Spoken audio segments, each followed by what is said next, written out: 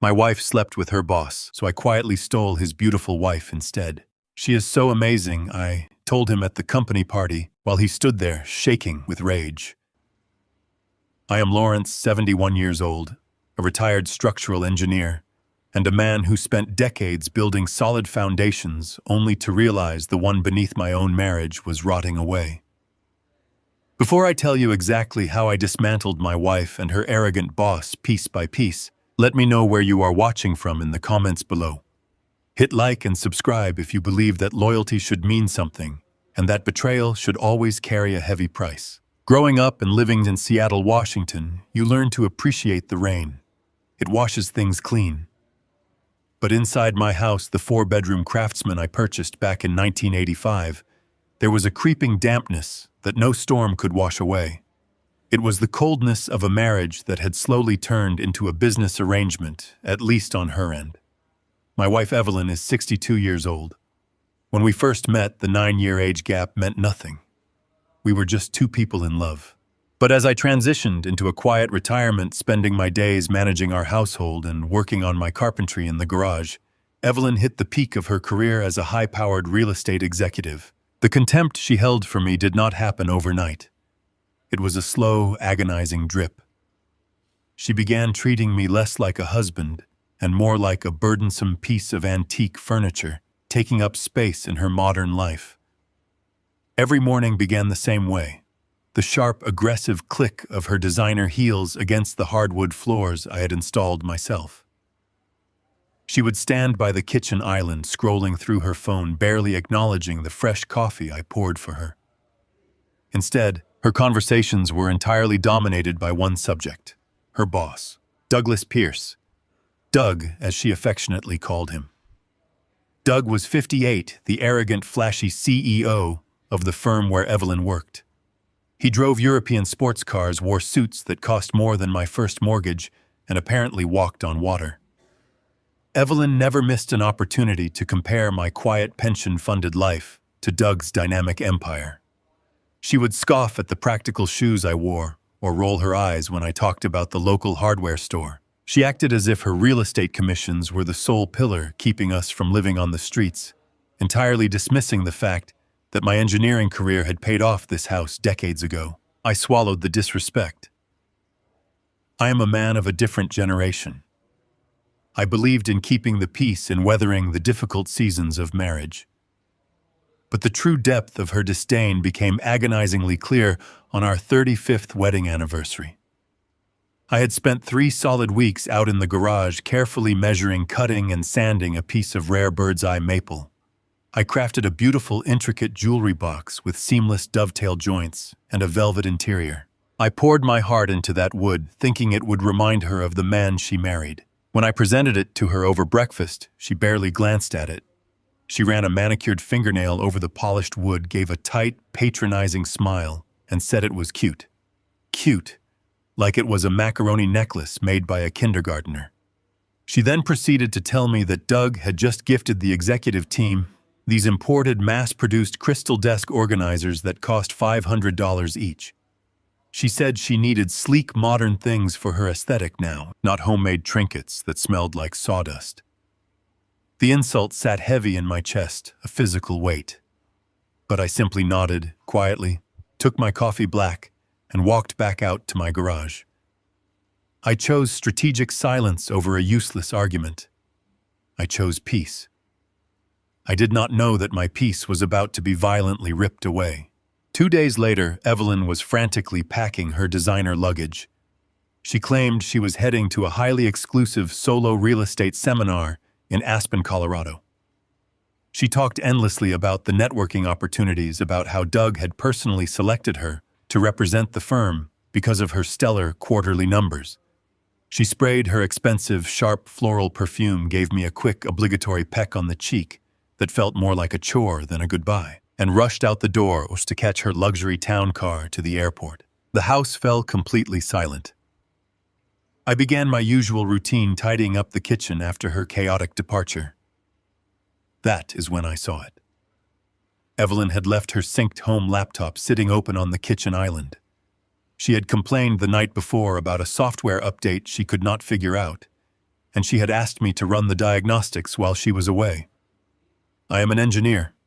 I understand systems, structures, and networks. I wiped down the granite counter, dried my hands, and walked over to the laptop to start the update. I tapped the trackpad to wake the screen. As the desktop flickered to life, a notification dropped down from the top right corner. It was not a standard text message. It was a notification from a secure encrypted messaging app that was running quietly in the background, likely a web version she had forgotten to log out of in her rush to the airport. The sender was simply saved under the letter D. The message preview contained a video file attachment and a text that read, "Waiting for you in the suite, wear the red one." My breathing stopped. The rational, logical part of my brain told me to close the laptop and walk away. But the husband in me, the man who had spent 35 years loving this woman, reached out and clicked the notification. The app opened, revealing a chat history that stretched back over 2 years. My hands began to tremble as I clicked on the most recent video file. The screen filled with the image of a luxury hotel room, snow falling heavily outside the massive floor-to-ceiling windows. And there was Doug. He was holding the camera, wearing a plush hotel robe, laughing that arrogant, booming laugh I had heard Evelyn describe 1,000 times. The camera panned over, and there was my wife. She was wearing a silk robe, holding a glass of champagne, looking at him with a raw, unbridled adoration she had not directed at me in over a decade. They were not at a seminar. They were on a romantic getaway. A sudden, intense physical pain gripped my chest. I had to grip the edge of the kitchen island to keep my knees from buckling. The betrayal washed over me like ice water. 40 years of shared history erased by the arrogant smirk of a 58-year-old CEO in an Aspen hotel room. But I did not react emotionally. I did not smash the laptop against the tile floor. I did not scream into the empty house. Instead, a profound, eerie calm settled over me. My structural engineering background took over. When a bridge is failing, you do not yell at the concrete. You assess the structural damage, you gather the data, and you prepare for the collapse. I walked quietly to my home office, unlocked my desk drawer, and retrieved a high-capacity encrypted external hard drive. I brought it back to the kitchen, plugged it into her laptop, and began methodically exporting the entire chat history. I downloaded every video, every audio file, every incriminating photograph. 15 gigabytes of absolute betrayal safely secured in the palm of my hand. But as I sat in the dim light of the kitchen watching the progress bar slowly fill across the screen, my eyes naturally gravitated back to the text of their conversations. I began scrolling back through the months of messages, torturing myself by reading the words they exchanged when they thought they were entirely safe. I expected to find more crude romantic exchanges, but what I found made the blood freeze in my veins. The affair was secondary. I was reading a meticulous, cold-blooded financial crime. The conversation shifted from hotel bookings to legal documents. I saw the words liquidity transfer pop up multiple times. I scrolled frantically, my reading glasses slipping down my nose. Doug had sent a message saying, "How much did you move this week?" Evelyn replied with a screenshot of a banking ledger. It was my ledger. I read in mounting horror as Evelyn casually discussed how she had been practicing my signature for months. She was systematically forging my name on transfer authorizations, quietly siphoning money out of my life savings. She was bleeding my structural engineering pension dry. She was liquidating my 401k in careful, calculated increments so it would not trigger fraud alerts at the bank. The destination for all these funds was not a joint account. It was a shell corporation, an LLC that Doug had established under a proxy name. They were washing my life savings through his real estate firm to fund their lavish lifestyle and his corporate ventures. The betrayal shifted from my heart to my very survival. I kept scrolling, my eyes burning against the harsh light of the screen. And then I found the ultimate chilling threat. A message from Doug, dated just 2 weeks ago. He wrote, "He is getting old, Evie. How much longer are you going to play nurse to a pensioner? We need the Seattle property deed before the end of the year." Evelyn's response was a masterclass in cruelty. She wrote, "I have been setting the stage perfectly. I complained to his friends and our neighbors about his memory all the time. A few more months of transferring the liquid assets, and I will talk to a specialist about his cognitive decline. Early onset dementia is so tragic, isn't it? A state-run facility will take him off my hands, and as his medical proxy, I get total control of the house and the remaining estate. We will sell it and finally be done with him. The laptop screen blurred as tears of pure, unadulterated rage filled my eyes. I was not just a discarded husband. I was a target. The woman I had sworn to protect, the woman I had built a life for, was plotting to strip me of my dignity, my home, and my freedom. They wanted to lock me away in a sterile state-run ward, leaving me penniless and alone, trapped in my own supposedly failing mind, just so they could finance their European sports cars and Aspen vacations. The notification dinged. The download was complete. I safely ejected the hard drive and slipped it into my pocket. It felt heavier than it looked, carrying the weight of my ruined marriage and the blueprint of my salvation. I closed the laptop, taking a microfiber cloth to carefully wipe away any fingerprints I might have left on the screen or keyboard. I left the computer exactly as I had found it, closed and innocent on the kitchen island. I stood in the silence of my home, listening to the Seattle rain begin to drum heavily against the windows. The sorrow that had initially gripped me had entirely evaporated, replaced by a cold, hardened determination. They thought I was just a senile, invisible old man who would quietly fade away into the background. They thought I would be an easy victim, a stepping stone for their greed. But they forgot one crucial detail about structural engineers. We know exactly where the load-bearing walls are, and we know exactly where to place the explosives to bring the entire building crashing down. I was not going to confront her when she returned. I was going to smile, I was going to play the frail old fool, and I was going to prepare for war. The rain in Seattle did not stop for 3 days. It mirrored the relentless cold rhythm of my new reality. After discovering the encrypted files on Evelyn's laptop, I did not confront her. I did not pack my bags, and I did not scream into the empty rooms of our house. Instead, I sat in the quiet solitude of my garage, surrounded by the smell of sawdust and the tools of my trade, and I planned. I knew that a man fighting for his survival could not rely on raw emotion. He needed a strategy. He needed an expert. That is why 2 days after the discovery, I found myself sitting in the sterile, soundproof waiting room of Simon Reed. Simon was a forensic accountant and an attorney. He was not the kind of lawyer you hired to negotiate a polite separation over a mahogany table. He was the kind of legal counsel you sought when you needed to financially eviscerate someone who had deeply wronged you. He was 45 years old, sharp, ruthless, and highly recommended by a former engineering colleague of mine who had barely survived a vicious corporate betrayal. Simon built his career navigating the dark underbelly of white-collar greed. He understood how hidden money moved, and more importantly, he knew how to trap it. Simon sat across from me in a sparse office devoid of the flashy artwork and expensive leather-bound books that arrogant men like Doug loved to flaunt. Simon's workspace was a war room designed for strategy and execution. I slid the encrypted external hard drive across his glass desk. I did not shed a single tear as I handed over the digital evidence of my ruined marriage. I had already grieved the death of my 35-year relationship in the dark. Now I was here for a post-mortem. I told Simon to open the files labeled under liquidity transfer. I sat in heavy silence and watched his face as his eyes scanned the digital ledgers, the forged signatures, and the offshore routing numbers. Simon was a man who made his living exposing the darkest corners of corporate theft, but even his jaw tightened as he connected the dots of Evelyn's betrayal.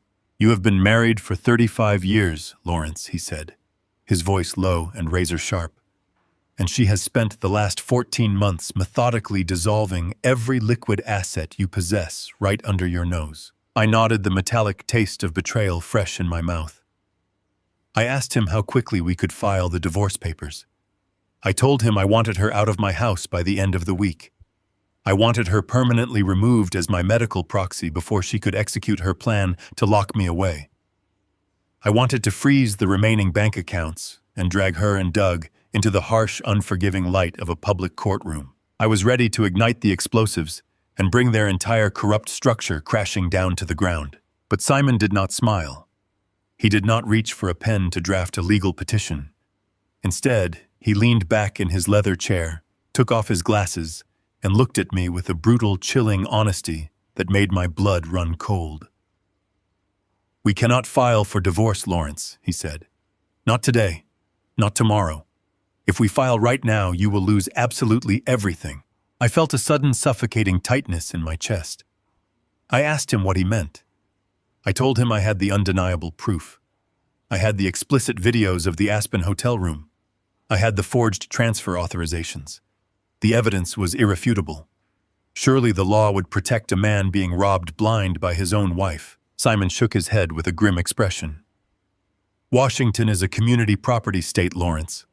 That means every single dollar you earned during this marriage, every piece of equity in that Craftsman home, and every cent left in those retirement accounts is considered equally hers in the eyes of the law. If you file for divorce right now, standard legal procedure will trigger an automatic freeze on all known joint assets. But the most dangerous word in that sentence is known." He turned his computer monitor toward me, pointing a pen at the complex web of shell corporations Evelyn had been transferring my money into. These routing numbers belong to ghost accounts. They are untraceable corporate entities nested deeply inside Doug's real estate firm. Right now, your life savings are sitting in a financial purgatory.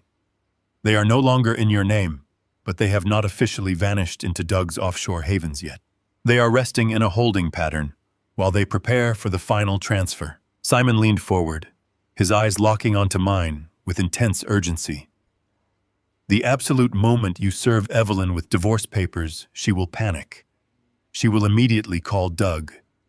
And Doug, who runs a massive real estate empire with international connections, will press a single button. Your money will instantly bounce through 5 different international jurisdictions.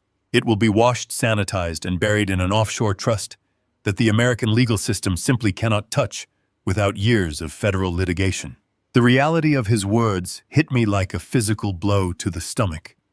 The structural integrity of my entire life was not just compromised.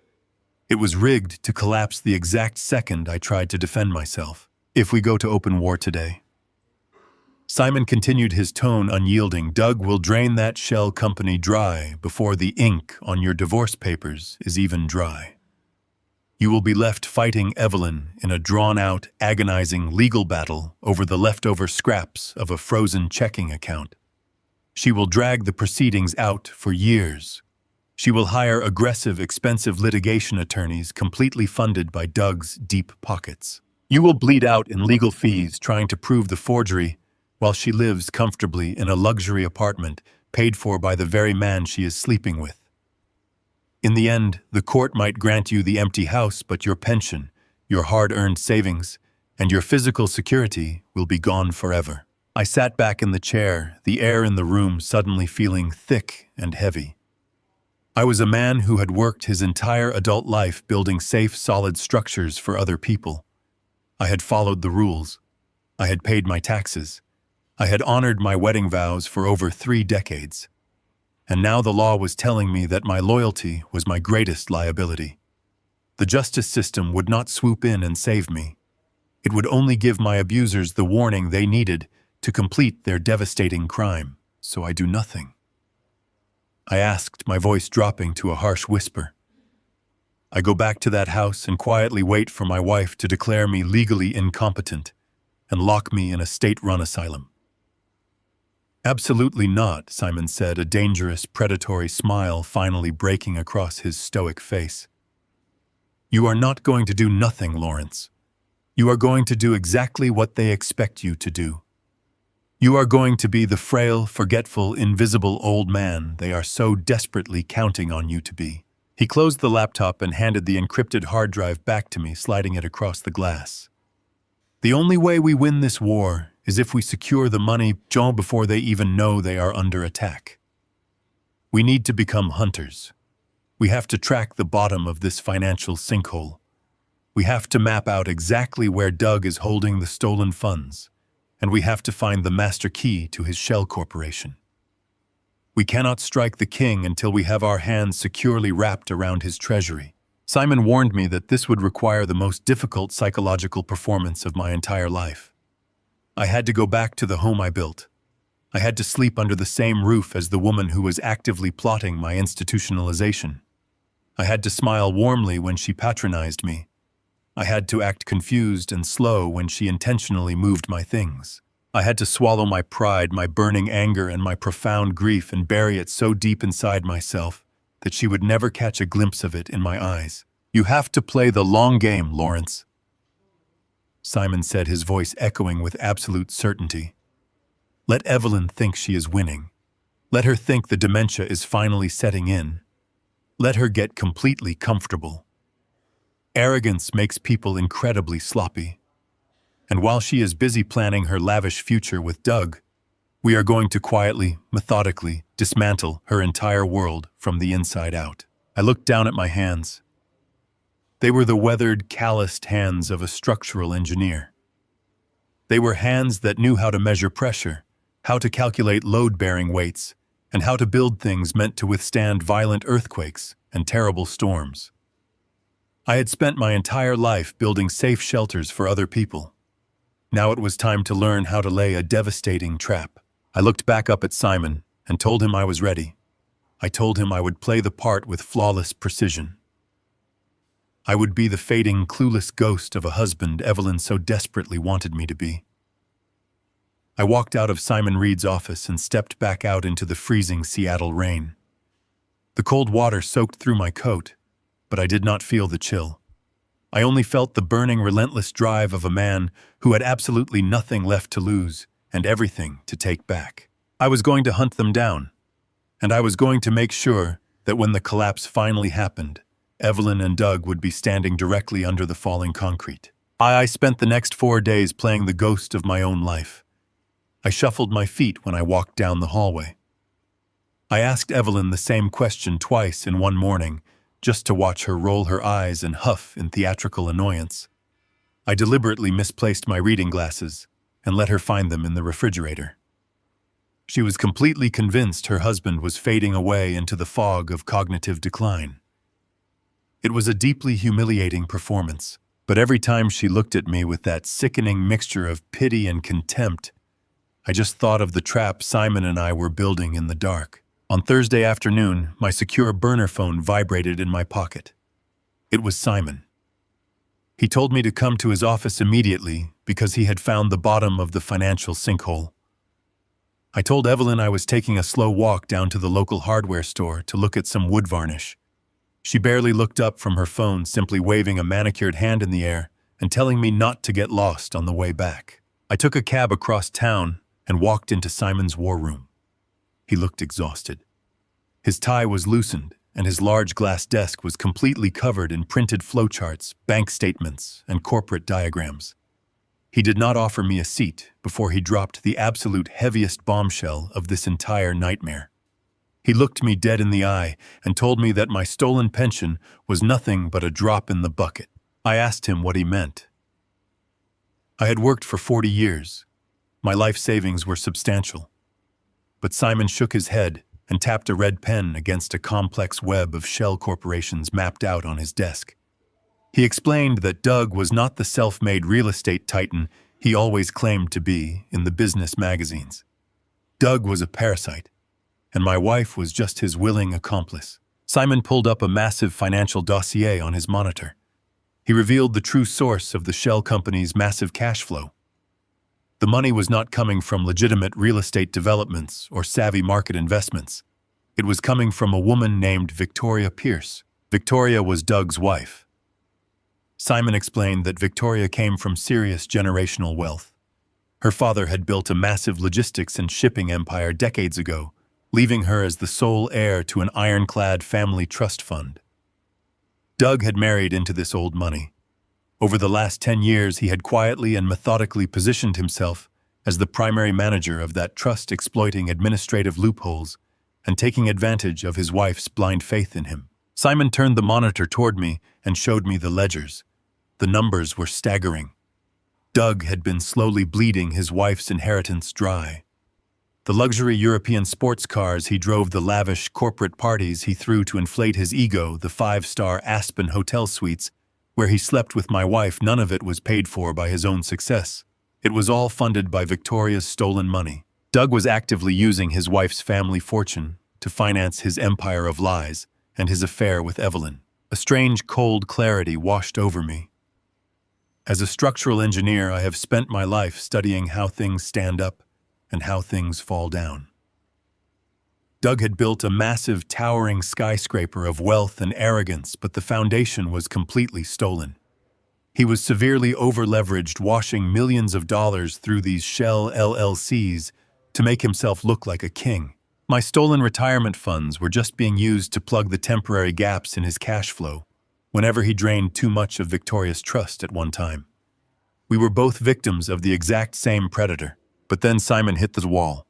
He threw his pen down on the desk and ran a hand over his face. He told me that while he could trace the stolen money, he could not legally touch it. The shell corporation holding my pension and Victoria's millions was locked behind layers of intense biometric security, offshore firewalls, and dual authentication protocols. Simon explained the harsh reality of our situation. We could not drain the accounts or initiate a legal clawback without triggering a massive federal alarm. We needed authorization codes and physical access tokens that were heavily guarded. If we tried to hack our way in, Doug would be alerted instantly. The funds would vanish into international waters, and Evelyn would immediately file that medical proxy to have me locked inside a state facility. We were standing right outside the vault, but we were completely locked out of the control room. I stood up and walked over to the sprawling flowchart on Simon's desk. My eyes settled on the name printed at the very top of the trust hierarchy, Victoria Pierce. I asked Simon what he knew about her. He pulled up a few society photographs on his screen. She was a strikingly elegant woman, 59 years old, with sharp, intelligent eyes, but a deeply isolated presence. Simon told me she rarely attended Doug's flashy corporate events anymore. She stayed out of the public eye, dedicating her time to managing a private botanical garden charity. She was completely in the dark about her husband's financial crimes and his marital treachery. She thought Doug was simply a workaholic CEO. She had absolutely no idea her husband was robbing her blind to sleep with my wife. I stared at the photograph of Victoria. I felt a sudden, profound kinship with this woman I had never met. We were both the discarded, loyal spouses. We were the silent, invisible foundations our partners took for granted while they danced in the spotlight. I realized right then that the only way to breach an impenetrable fortress was from the inside. We needed someone with top-level administrative clearance. We needed someone whose name was legally bound to the core of that trust. We needed an inside key. I looked at Simon and told him we needed Victoria Pierce. Simon immediately warned me against it. He stood up, pacing the length of his office, explaining just how incredibly dangerous that move would be. He told me that approaching the wife of the man my wife was sleeping with was the biggest gamble we could possibly take. If Victoria did not believe me or if she panicked, her first instinct would be to confront her husband.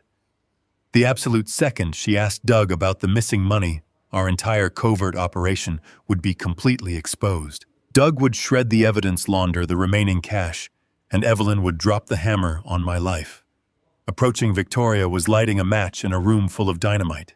But I am a man who understands pressure. I know that when a massive structure is severely compromised, the right application of force in the exact right spot can bring the whole thing down safely. Victoria Pierce was that spot. She was the load-bearing pillar of Doug's entire fraudulent existence. I told Simon that I had spent the last 40 years building things the right way, and I was not going to let a cheap, arrogant thief tear my life down without a fight. I needed Victoria to see the truth, and I needed her rage to match my own. I instructed Simon to find out exactly where she would be this coming weekend. I did not care about the risks anymore. I was going to introduce myself to the elegant, neglected wife of the man who was currently destroying my life, and I was going to show her exactly who she was married to. Evelyn returned from Aspen on a Sunday evening. She walked through the front door of our Seattle home radiating a toxic kind of energy. Her cheeks were flushed.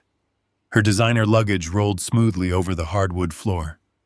She brought the scent of crisp mountain air and an expensive cologne that certainly did not belong to me. I took her coat and hung it in the closet, playing the role of the dutiful, invisible husband. I asked her how the real estate seminar was. She did not even look at me. She just walked toward the kitchen, pouring herself a glass of wine and casually mentioning how brilliantly Doug had led the networking sessions. It took every ounce of my willpower not to react. I knew exactly how they had spent their time. I had the videos safely encrypted on a drive in my garage, but I simply nodded slowly, shuffling my feet a little more than usual to sell the illusion of my decline. The psychological warfare escalated the very next morning. I was sitting at the kitchen table drinking my black coffee and looking out at the gray sky. Evelyn walked into the room carrying a manila folder. Her demeanor had shifted overnight. The cold, dismissive wife was suddenly replaced by someone deeply and falsely concerned. She poured herself a cup of coffee and sat down right across from me. That alone was a warning sign. Evelyn never sat with me in the mornings. She usually drank her coffee standing up while scrolling through her phone.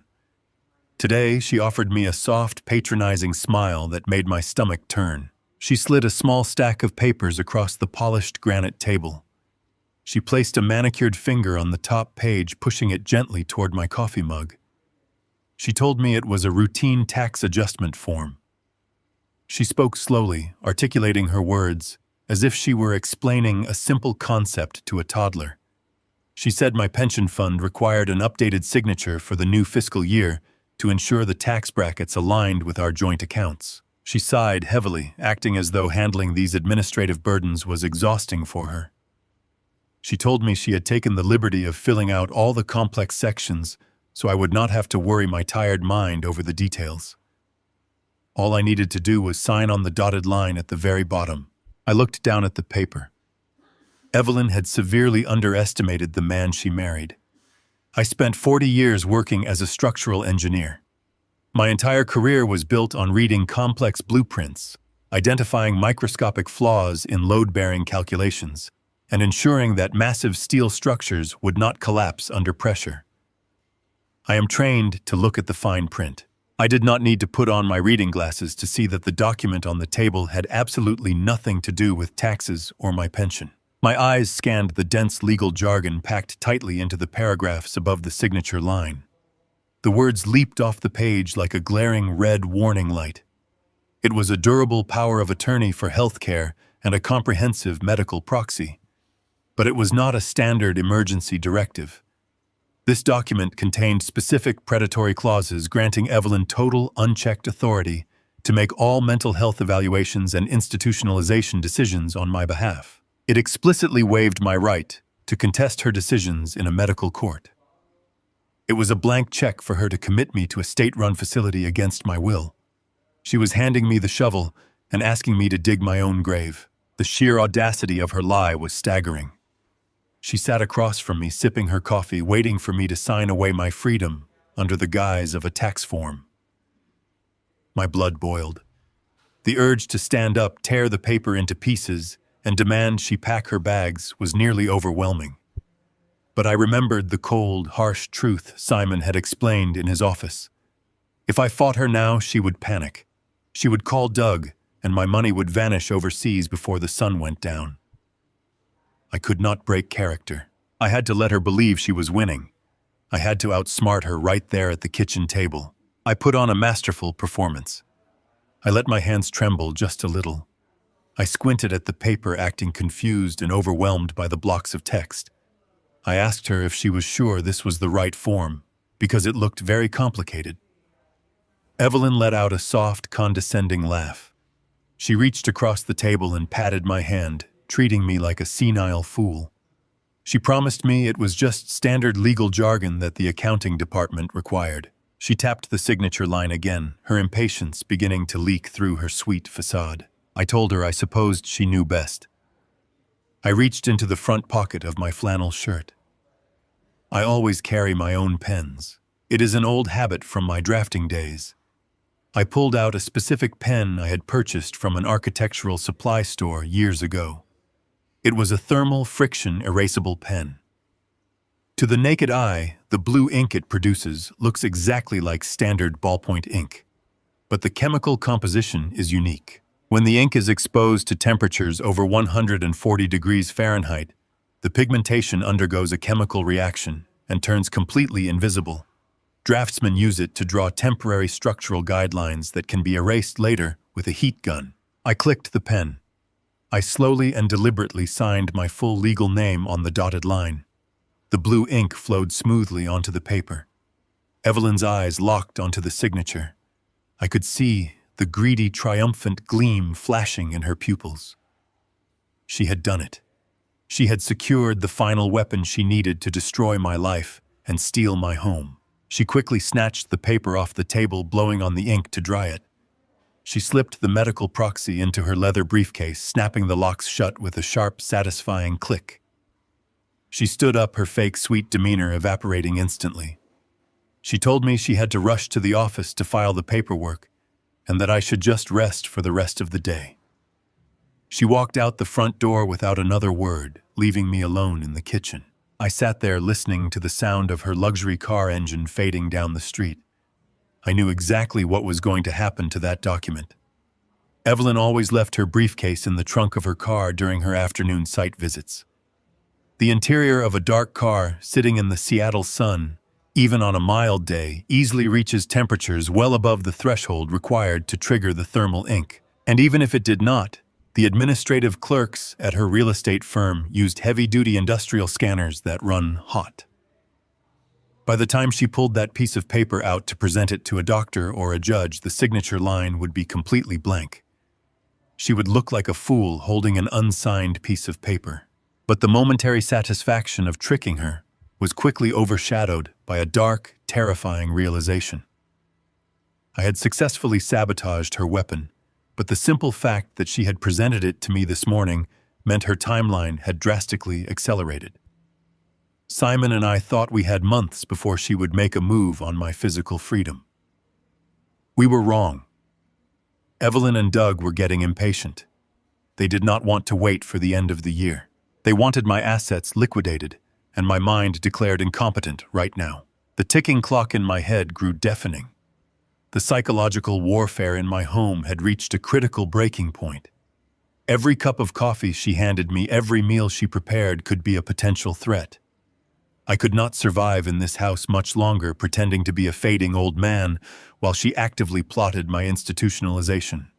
I had to move to the next phase of our plan immediately. I realized that tracing the stolen money with Simon was no longer enough. We needed to cut the head off the snake before it could strike. I needed to infiltrate Doug's corporate treasury, and I could not do that from the outside. The urgency of the situation crystallized my resolve. I pulled out my secure burner phone and sent a coded text message to Simon. I told him the timeline was compromised and that the trap was closing in on me. I instructed him to find the exact location of the private charity event Victoria Pierce was attending that weekend. There was no more time for caution or hesitation. I had to step out of the shadows. I had to approach the elegant, neglected wife of the man who was actively trying to destroy me. I was going to find Victoria Pierce, and I was going to show her exactly how much danger we were both in. The game of hiding was over. It was time to strike. The weekend arrived with a suffocating blanket of gray clouds over Seattle, but inside my chest, the fog was finally lifting. Evelyn had packed her bags before sunrise. She stood in the kitchen wearing a tailored trench coat, scrolling through her phone with that familiar, impatient smirk. She told me she and Doug were heading down to Portland to view a sprawling commercial site. It was a massive opportunity for the firm, she claimed, and they needed the entire weekend to walk the property line and negotiate with local contractors. I poured her a travel mug of coffee. I smiled weakly, letting my hands tremble just enough as I handed it to her. I told her to have a safe trip and to bring me back a postcard. She rolled her eyes, grabbed the mug without a word of thanks, and walked out the door. I stood at the window and watched the taillights of her luxury sedan disappear down the street. The second she turned the corner, the frail, confused old man vanished. I walked straight to my home office. I picked up my tablet. I had spent the previous night loading it with every piece of digital evidence Simon and I had compiled. The forged transfer authorizations, the offshore routing numbers, the shell company ledgers showing the systematic draining of the Pierce family trust. And in a separate encrypted folder, the high-definition videos from the luxury suite in Aspen. Simon had sent me the details of a private invitation-only charity gala happening that very afternoon. It was the annual fundraiser for the Seattle Botanical Conservancy, a high society event dripping with old money and elite exclusivity. It was also Victoria Pierce's passion project. While Doug was busy playing the visionary CEO in hotel rooms with my wife Victoria, was left alone to maintain the polished charitable facade of the Pierce family name. I put on a charcoal suit I had not worn since my retirement dinner. It was tailored classic and sharp. I looked in the mirror. The man staring back was not a victim. He was a demolition expert walking onto a condemned site. Getting into the botanical garden was surprisingly simple. Simon had leveraged a favor from a corporate client to secure my name on the guest list. I walked through the towering glass doors of the conservatory, immediately hit by the heavy, humid air and the overwhelming scent of blooming orchids. A string quartet played softly in the background. Waiters in crisp white uniforms glided through the crowd with silver trays of champagne. The room was filled with the city's wealthiest elite, all pretending to care about conservation while exchanging business cards and corporate gossip. I did not take a glass of champagne. I did not mingle. I scanned the room, searching through the sea of designer gowns and expensive suits. And then I saw her. Victoria Pierce was standing near a massive display of rare ferns. She was 59 years old, wearing a stunning emerald green dress that fell perfectly around her slender frame. She possessed the kind of effortless, refined elegance that only comes from generational wealth. But as I watched her politely nod to a group of laughing investors, I noticed the profound isolation in her posture. Her smile never reached her eyes. She carried the heavy, invisible burden of the woman who knew she was nothing more than a beautiful prop in her husband's grand performance. Doug had isolated her, keeping her distracted with charities and social events, while he quietly drained the empire her father had built. I watched as the group of investors finally drifted away. Victoria let out a slow, exhausted breath and retreated toward a secluded wrought iron table tucked away in the deepest corner of the glass conservatory, shielded by giant palm leaves. She sat down, looking out through the rain-streaked glass, completely alone. This was my moment. The structural weak point had presented itself.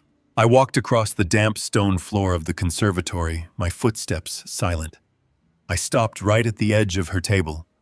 She looked up, her expression politely guarded. She offered a tight, practiced smile, clearly expecting me to be another wealthy donor, looking for a moment of her time to pitch a business idea. "Excuse me," she said, her voice smooth and cultured. "I believe this table is reserved." "It is not," I replied, my voice steady and calm. "But I promise I will only take 5 minutes of your time, Mrs. Pierce." She frowned slightly, her eyes narrowing as she studied my face. "Do I know you?" "No," I said, pulling out the chair across from her and sitting down without asking for permission. "But we have a great deal in common. My name is Lawrence Barrett. My wife is Evelyn Barrett." I watched the recognition wash over her features. The polite guard dropped, replaced by the polished artificial warmth of a CEO's wife greeting the spouse of an employee. "Ah," she said, sitting up straighter. "Evelyn." "Yes, Doug's top executive. She speaks very highly of you, Mr. Barrett. I understand she is down in Portland with Doug this weekend, viewing the new commercial site. It is a pleasure to finally meet you." I did not return the smile. I looked her dead in the eyes, stripping away every ounce of social pleasantry. "They are not in Portland, Victoria," I said. Her smile froze. The air between us suddenly felt 10 degrees colder. "What are you talking about?" she asked, her tone dropping its artificial warmth. I reached into my inner jacket pocket and pulled out my tablet. I placed it gently on the wrought iron table between us. "I am not here to talk about real estate," I said. "I am here because my wife is currently sleeping with your husband in a luxury suite, And while they are doing that, your husband is systematically destroying the legacy your father built." Victoria stared at me. She did not gasp. She did not throw her drink in my face or call for security. She possessed the iron discipline of a woman raised in high society. She simply looked down at the dark screen of the tablet and then back up at me. "You are making a very dangerous accusation, Mr. Barrett." She spoke quietly, but her voice was a razor blade. "If this is some sort of extortion attempt, I can assure you that my husband's lawyers will completely ruin you." "I already have nothing left to lose," I replied. "But you do." I unlocked the tablet and opened the first folder. I slid the device across the glass table. I did not show her the affair first. I knew that a woman like Victoria, a woman who had lived with a narcissist like Doug for years, probably already suspected the infidelity deep down. Infidelity would hurt, but it would not ignite the fire I needed. I needed to show her the ultimate disrespect. I needed to show her the theft. "Look at the screen, Victoria," I instructed her softly. She looked down. I had opened the financial ledgers Simon and I had decrypted. I walked her through the numbers pointing to the screen. I showed her the offshore routing numbers. I showed her the shell corporation Doug had established under a proxy name. I showed her the massive bleeding transfer authorizations draining directly from her family trust fund into those ghost accounts. I explained how Doug was using her generational wealth to finance his empire, to buy his sports cars, to throw these very charity galas just to keep her blind to the fact that her vault was being emptied. Her eyes tracked the columns of numbers. The color slowly drained from her beautiful face. She was not a fool. She had grown up surrounded by finance. She understood exactly what she was looking at. "This is a dummy corporation," she whispered, her voice barely audible over the sound of the string quartet playing across the room. "He is washing the trust capital through dummy corporations." "Yes," I said. "And he is using my stolen retirement pension to plug the temporary gaps in his cash flow whenever he drains too much of your money at once.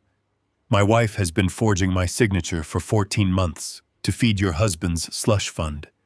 We are both being robbed blind by the people who swore to protect us." Victoria closed her eyes for a brief second.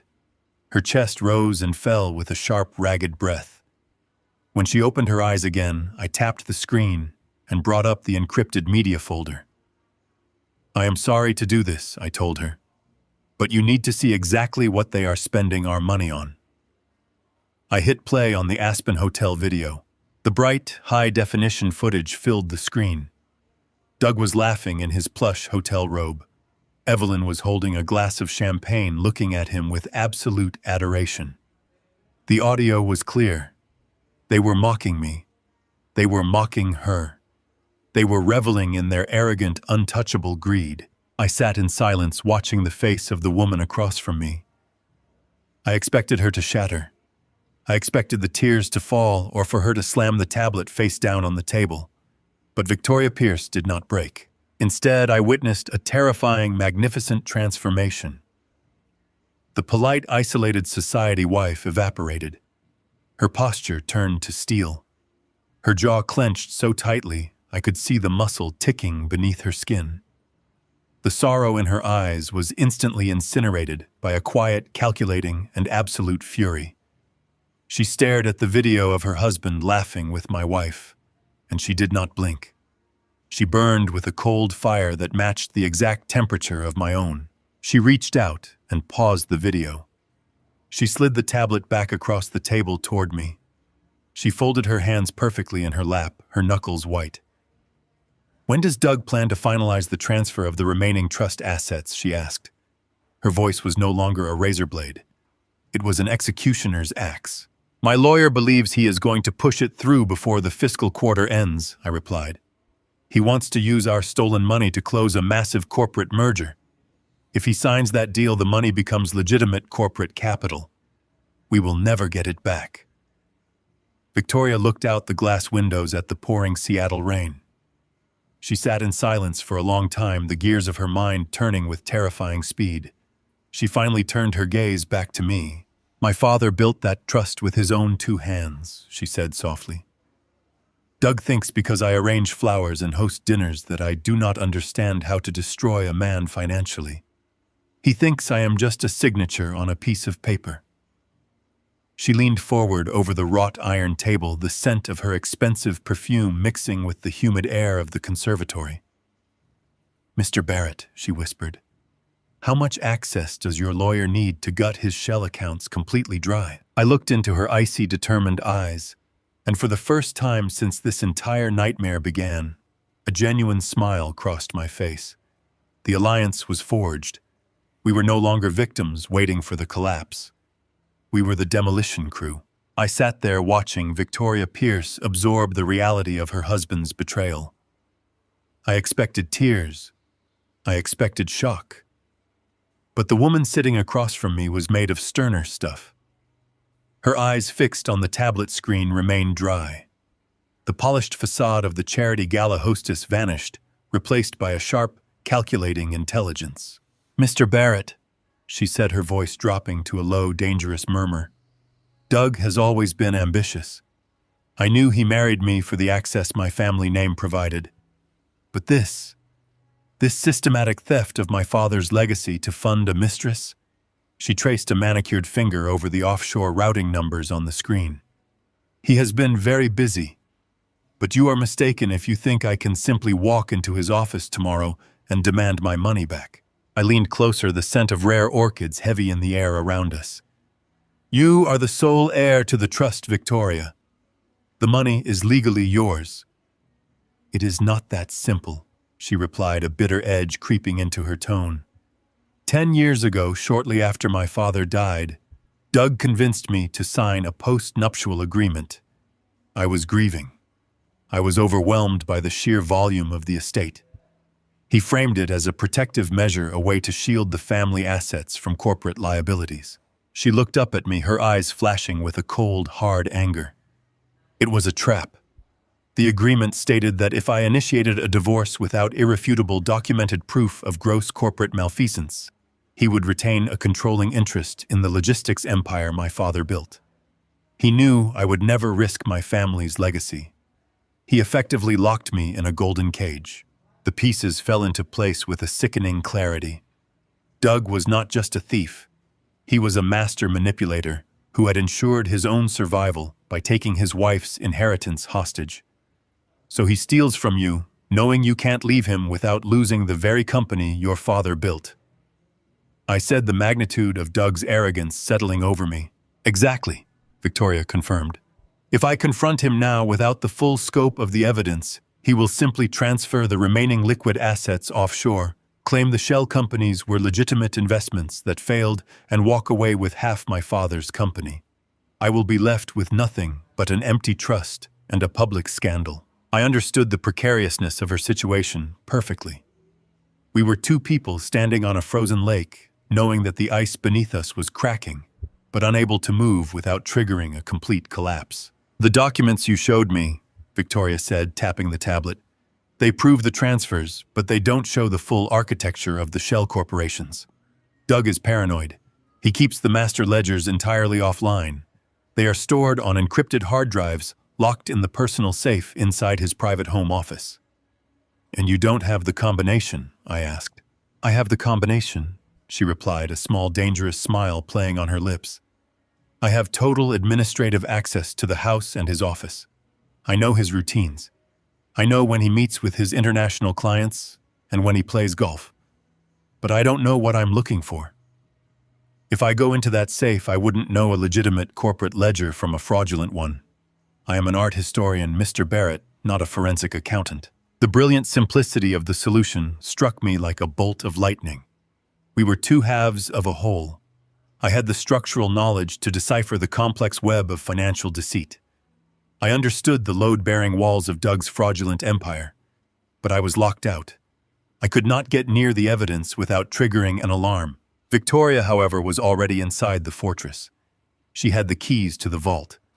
She just needed someone to tell her which bricks to remove to bring the entire structure crashing down.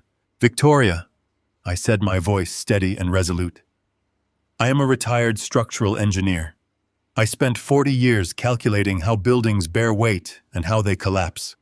My lawyer Simon Reed is a forensic accountant who specializes in dismantling corporate fraud. If you can get us those hard drives, we can map out the entire architecture of Doug's theft.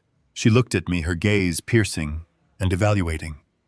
We were no longer two strangers at a charity gala. We were co-conspirators in a silent, devastating war. We need the complete master ledgers, I continued. We need every offshore routing number, every hidden account, every single wire transfer he has executed over the past 10 years. We need to build an airtight case of gross corporate malfeasance that will trigger the clauses in your post-nuptial agreement and leave him with absolutely nothing. Victoria leaned back in her chair, the ambient noise of the string quartet and the clinking champagne glasses fading into the background. She was silent for a long time, contemplating the massive risk we were about to take. If she were caught accessing the safe, Doug would know she suspected him. The consequences would be catastrophic for both of us. My husband is hosting a dinner for potential international investors next Thursday evening at our home, she finally said, her voice dropping to a conspiratorial whisper. He will be occupied in the main dining room for at least 3 hours. Your wife will be there acting as his invaluable partner. The mention of Evelyn's role in this charade sent a fresh wave of anger through me, but I kept my expression neutral.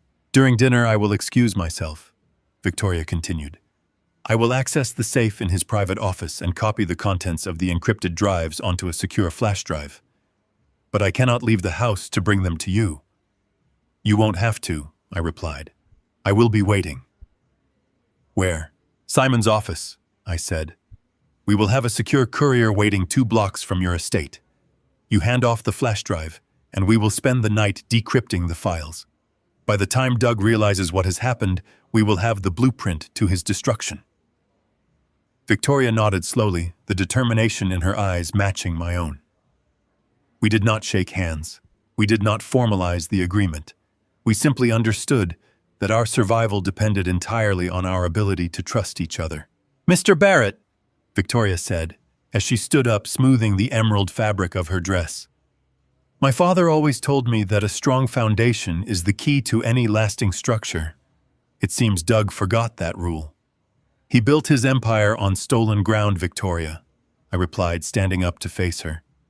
And we are going to pull it out from under him. She offered me a final brief nod of acknowledgement before turning and walking back into the crowded conservatory, seamlessly slipping back into her role as the elegant, isolated society wife. But I knew the truth. The woman who walked away was not a victim. She was a weapon, and she was primed to detonate. I picked up my tablet, slipped it back into my jacket pocket, and walked out into the cold Seattle rain. The air felt cleaner, sharper. The game had fundamentally changed. Evelyn and Doug thought they were playing chess against a fading old man. They didn't realize I had just enlisted the Queen. I sat in Simon Reed's office watching the cold Seattle rain wash down the dark glass windows. It was Thursday night. Across town, inside a sprawling mansion overlooking the lake, Doug Pierce was hosting an elite dinner for international investors. My wife Evelyn was there, playing the role of his brilliant corporate partner. But my focus was entirely on the woman playing the obedient hostess, Victoria. At 8:45, my burner phone vibrated on the glass desk. A single text message glowed on the screen. The package is moving. I felt my chest tighten. Victoria had excused herself from the dining room. She was inside Doug's private home office, bypassing the security and opening the floor safe. Every second she spent downloading those master ledgers was a massive risk. If Doug noticed she was gone too long, if he walked into that office and caught her holding a flash drive, the entire operation would collapse. I stared at the ticking clock on the wall, mapping out the structural integrity of her lie, hoping it would hold just long enough. 10 minutes later, a secure courier walked into Simon's office holding a small silver thumb drive. Victoria had pulled it off. She had handed the drive to our proxy outside the estate gates and slipped back into the party, pouring wine for the very people her husband was defrauding. Simon plugged the drive into an isolated terminal. The encryption was heavy military-grade software that took Simon's specialized forensic programs hours to crack. I stayed in the office all night drinking stale coffee and calculating structural timelines in my head. By 3 in the morning, the firewall broke, and the raw, unedited master ledgers of Doug's empire poured across the screen. The sheer scale of the theft was breathtaking. Over the next few days, Victoria began meeting us at Simon's office. She would arrive late at night, slipping through the private basement garage to avoid detection. We spent hours in that dimly lit war room, piecing together the financial architecture of her husband's deceit. Sitting next to Victoria, I began to see the true woman behind the society facade. She possessed a brilliant analytical mind. She quickly learned to read the complex routing numbers and offshore proxy accounts, identifying the names of dummy corporations Doug had established. He had arrogantly named the shell accounts after her own favorite childhood vacation spots. It was a cruel, arrogant joke hidden in plain sight. As we worked through the early hours of the morning, a profound, quiet respect grew between us. We shared cups of bad coffee and stories of our pasts. She told me about her father, a man who built ships with his bare hands before building an empire. I told her about my decades as a structural engineer, about the quiet pride of making sure a building could weather a storm. We were two people who had spent years being invisible to our spouses, and now in the shadows of a forensic accounting office, we were finally being seen by each other. I found myself looking forward to her arrival, to the subtle scent of her perfume, and the sharp, intelligent focus in her eyes. There was a chemistry building between us, a mutual recognition of strength and survival that transcended our shared betrayal. One night, as we pored over a particularly complex offshore transfer, she looked up and our eyes met. In that quiet glance, I realized she understood exactly what it felt like to be reduced to a stepping stone. I placed my hand over hers on the desk. She did not pull away. Her grip was strong and steady, confirming a silent, devastating bond. We were no longer just two victims seeking justice. We were partners engineering a collapse. But the comfort of our new alliance was violently interrupted on a Tuesday night. Simon was running a predictive algorithm on the cash flow moving through the shell companies when he suddenly froze. He leaned close to the monitor, his face paling under the fluorescent lights.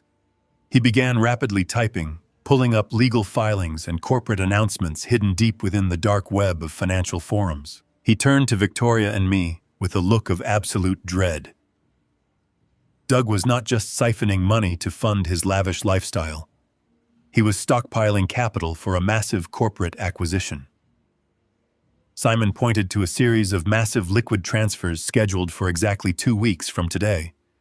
Doug was buying out his largest competitor, a commercial real estate conglomerate. But he was not using corporate loans to do it. He was using the stolen cash from Victoria's family trust and my liquidated pension to close the deal outright. The realization hit me like a collapsing steel beam. If Doug pushed that money into a legitimate public merger, the funds would be legally washed. The stolen capital would be completely absorbed into the new corporate entity. It would be transformed into untouchable stocks and legitimate business equity. Once that paperwork was signed and filed with the Federal Trade Commission, the money would be gone forever. My life savings and Victoria's generational wealth would vanish, permanently legitimized by a corporate handshake. We would have no legal recourse to claw it back without tearing down a multinational conglomerate, which would take decades of litigation we simply could not afford. We had exactly 14 days. 14 days before Doug turned our stolen money into a legitimate, untouchable empire. The timeline had not just accelerated, it had become a deadly countdown. Victoria looked at me, her jaw set, with absolute resolve. I saw the fear in her eyes, but I also saw the iron will of a woman who refused to let her father's legacy be stolen by a parasite. I squeezed her hand tighter, promising her right then that Doug Pierce was never going to sign that merger. We were going to drain his vault before he even knew the locks were broken. The deadline of the upcoming corporate merger hung over us like a heavy steel beam suspended by a fraying cable.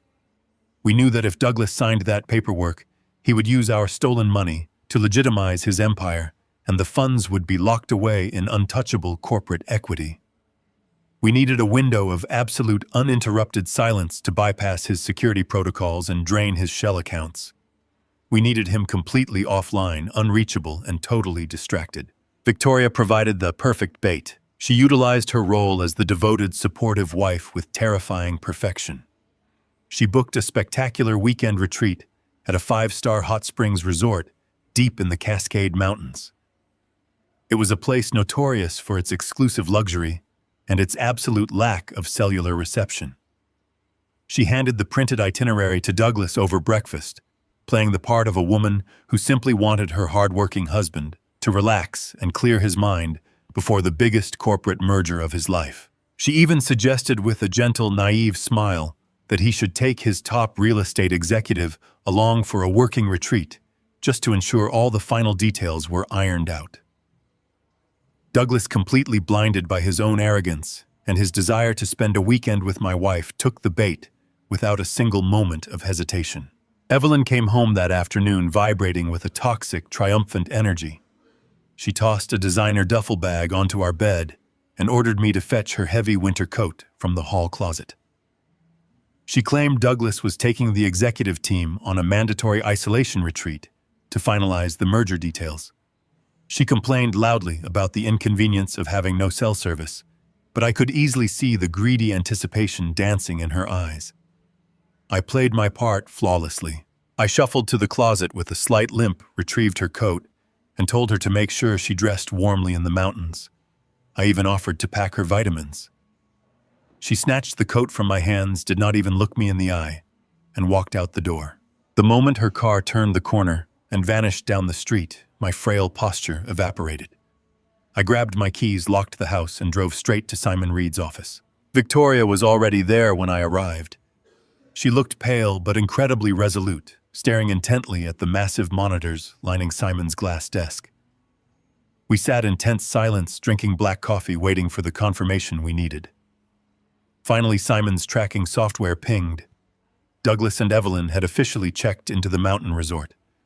Their cell phones had dropped off the digital grid. They were completely isolated. The moment they were unreachable, Simon went to work. He opened the original decades-old trust documents drafted by Victoria's late father. Her father had been a man who built a massive logistics and shipping empire from absolute scratch. He was a man who understood how predators operated, and he did not trust easily. Simon had spent the last 3 days hunting for a structural flaw in the legal cage Douglas had built around Victoria, and he had found something beautiful. Simon explained it to us in simple, devastating terms. Buried deep within the original foundational charter of the family trust was a failsafe. It was a predatory clawback clause designed specifically to protect the family bloodline. The clause stated that if the acting fiduciary manager committed gross corporate malfeasance, or if they diverted capital to unauthorized proxy entities, the primary beneficiary could execute an immediate unilateral recall of all liquid assets. Douglas had been so arrogant, so entirely convinced of his own brilliance, that he had never bothered to read the deepest blueprints of the empire he was stealing. He believed the manipulative post-nuptial agreement he forced Victoria to sign protected him from everything. He was completely unaware that his father-in-law had built a legal trapdoor right beneath his feet, but executing the clawback clause required extreme administrative override. It required Victoria's direct participation. Simon turned his massive monitor toward her. The screen displayed the offshore routing numbers, where Douglas was hoarding both her generational wealth and my stolen life savings. Simon looked at her with a deadly serious expression. He told her that once she initiated the sequence, there was no turning back. It would trigger a massive, automated recall through international banking channels. It would rip the foundation right out from under her husband's life. Victoria did not hesitate for a single second. She stepped up to the desk, placed her hand on the biometric scanner Simon had rigged to the terminal, and typed in the master override credentials she had secured from the safe in her home. We sat in absolute silence as Simon hit the final execution command. The screen flickered, processing the complex algorithms required to bypass the security firewalls Douglas had paid millions to install. And then the numbers began to move. We watched in real time as the staggering balances in the shell corporations began to plummet. Millions of dollars stolen over years of deceit and manipulation were systematically ripped out of the hidden offshore accounts. The money flooded backward through the international banking system, washed completely clean of his control.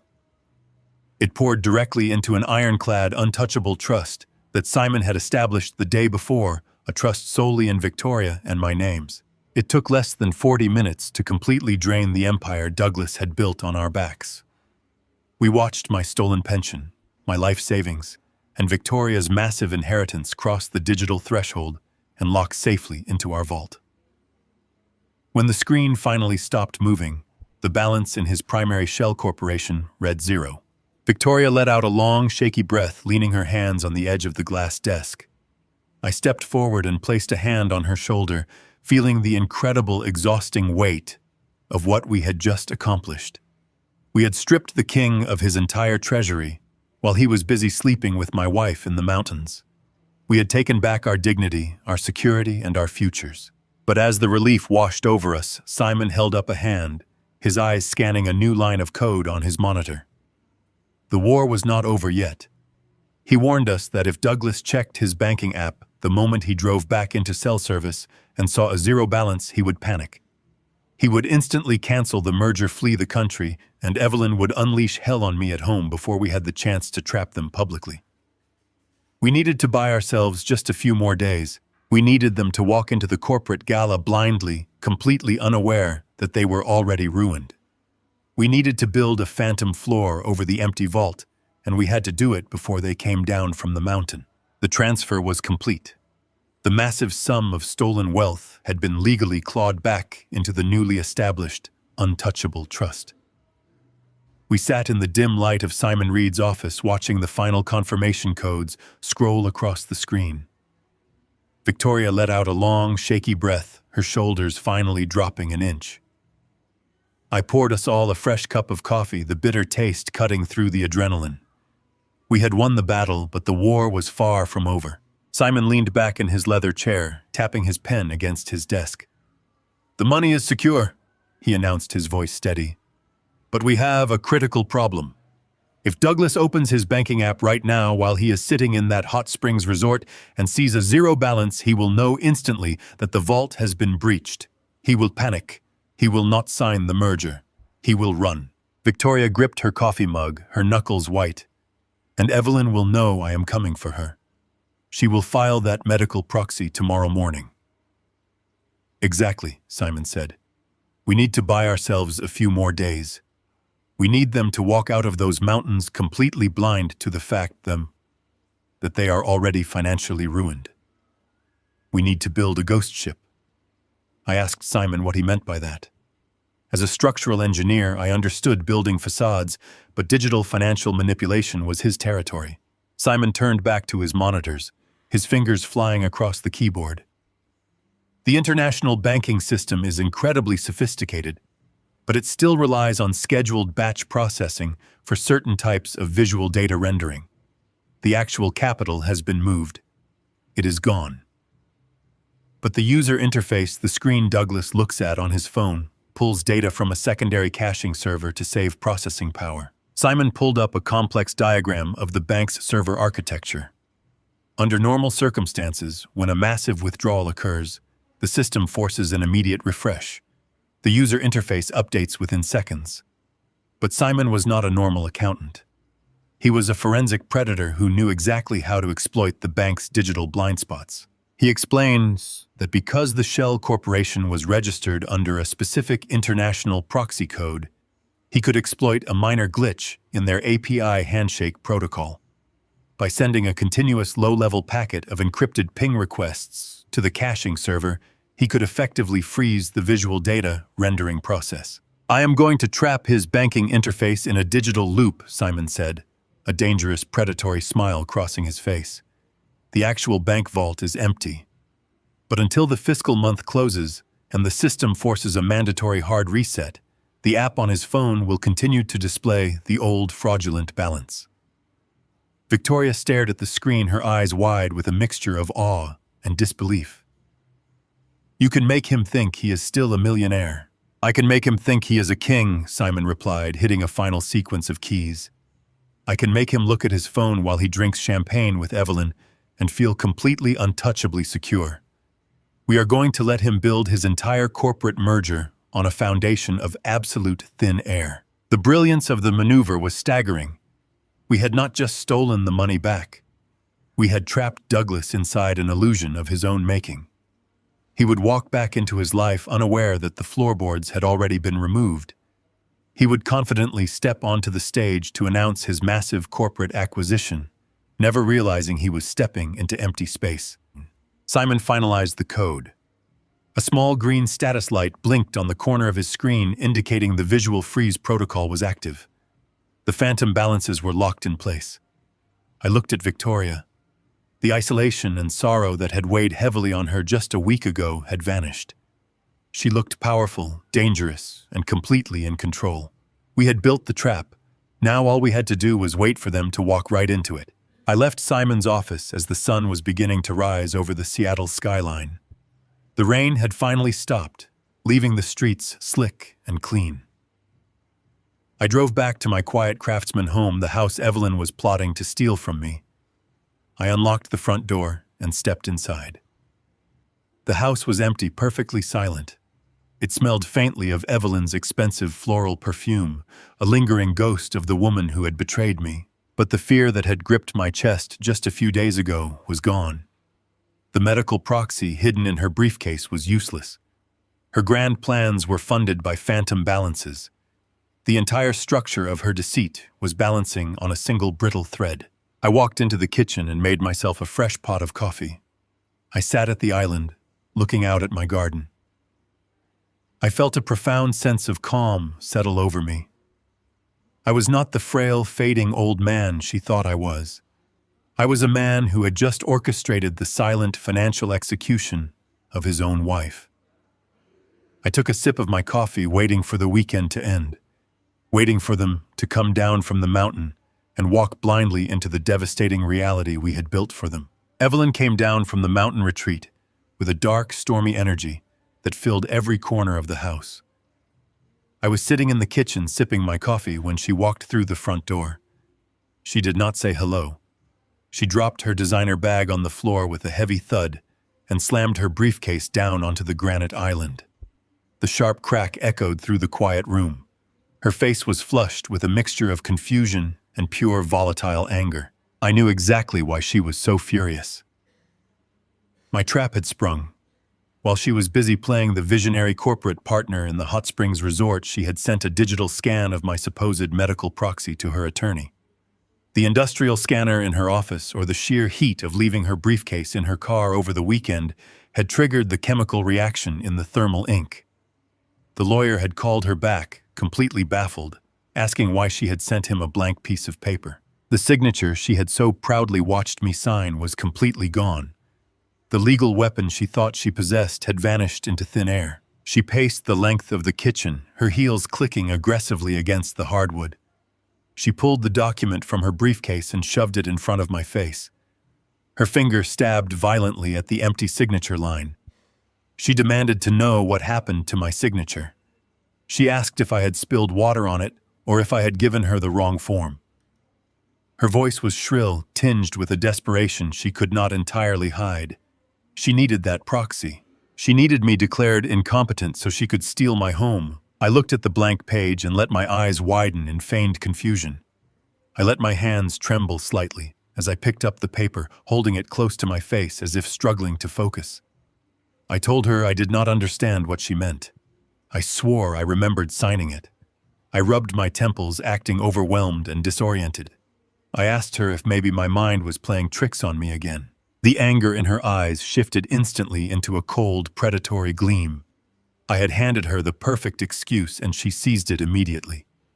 She let out a sharp, patronizing sigh, snatching the paper back from my hands. She told me my memory was getting worse every day. She said I was becoming a danger to myself and that it was a miracle I had not burned the house down while she was away. She leaned in close, her voice dropping to a smooth, venomous whisper, telling me I really needed professional help. The psychological warfare escalated immediately after that morning. Evelyn realized the paperwork had failed, so she resorted to aggressive, relentless gaslighting. She began moving my things when I was not looking. She would take my reading glasses from my nightstand and hide them in the pantry. She would unplug my alarm clock in the middle of the night, so I would wake up late and disoriented. Every time I asked where something was, she would look at me with that sickening fake pity and tell me my mind was slipping. But the most dangerous escalation happened on a Thursday morning. I went to the bathroom cabinet to take my daily heart medication. The orange pill bottle was completely gone. I checked the sink, the counter, the drawers. Nothing. My heart rate spiked, a genuine surge of panic cutting through my calm facade. I needed that medication. Evelyn walked into the bathroom leaning against the doorframe with a cup of coffee. She asked me what I was looking for. I told her I could not find my pills. She shook her head, clicking her tongue in profound disappointment. She told me I had already taken them an hour ago. She said she watched me swallow them right there at the sink.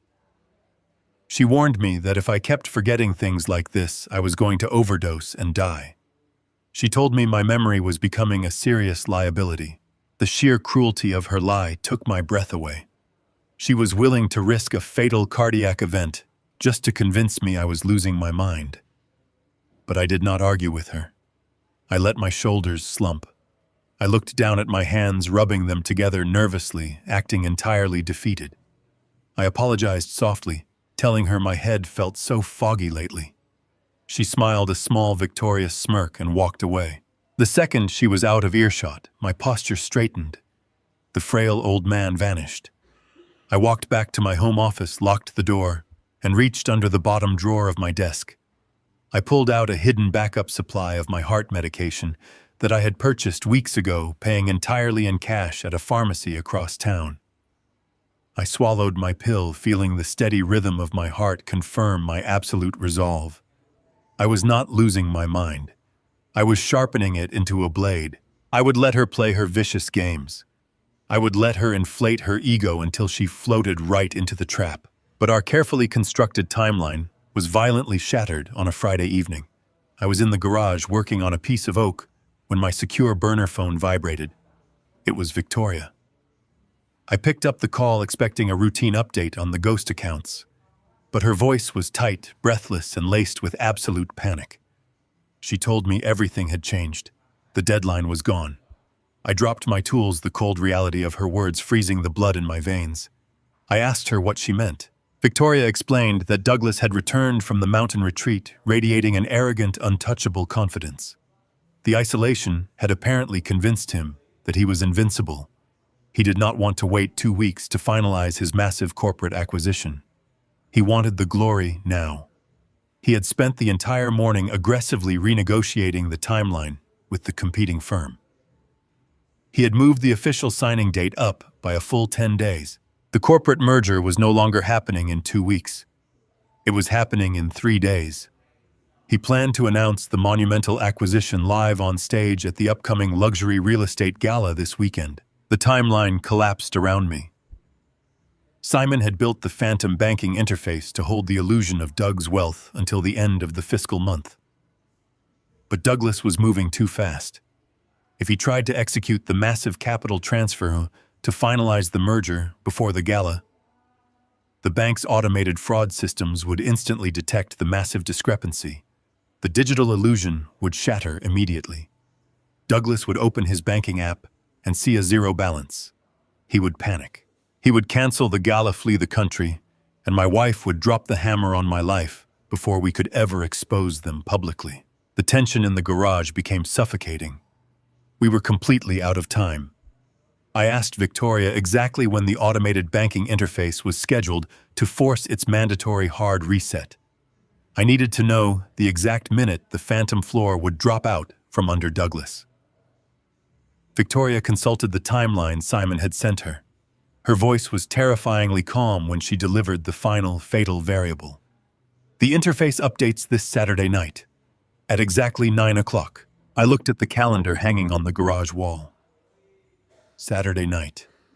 The exact same night as the luxury real estate gala.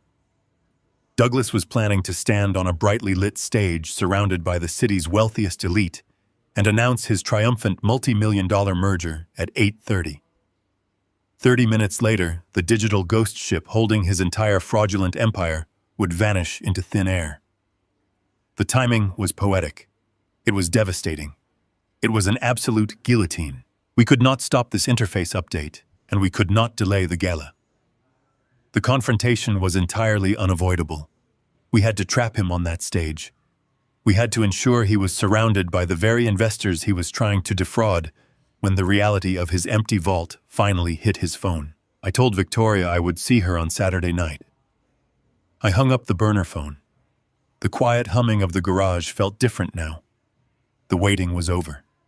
The silent investigation was done. It was time to step out of the shadows. It was time to burn the house down. Saturday night arrived with a heavy downpour sweeping across the Seattle skyline. I sat in my worn armchair by the living room window, watching the relentless rain wash over the glass.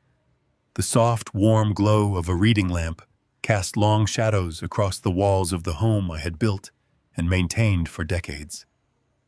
Upstairs, I could hear the frantic, energetic footsteps of my wife preparing for the most important night of her life. Tonight was the luxury real estate gala. It was the night Douglas intended to stand on a brightly lit stage and announce his monumental corporate merger to the entire city. It was the night they truly believed they would cement their untouchable empire and secure a future built entirely on my stolen life savings. And it was the exact night the digital floorboards were scheduled to completely vanish beneath their feet. The antique grandfather clock in the hallway ticked steadily, marking the passage of time with mechanical precision.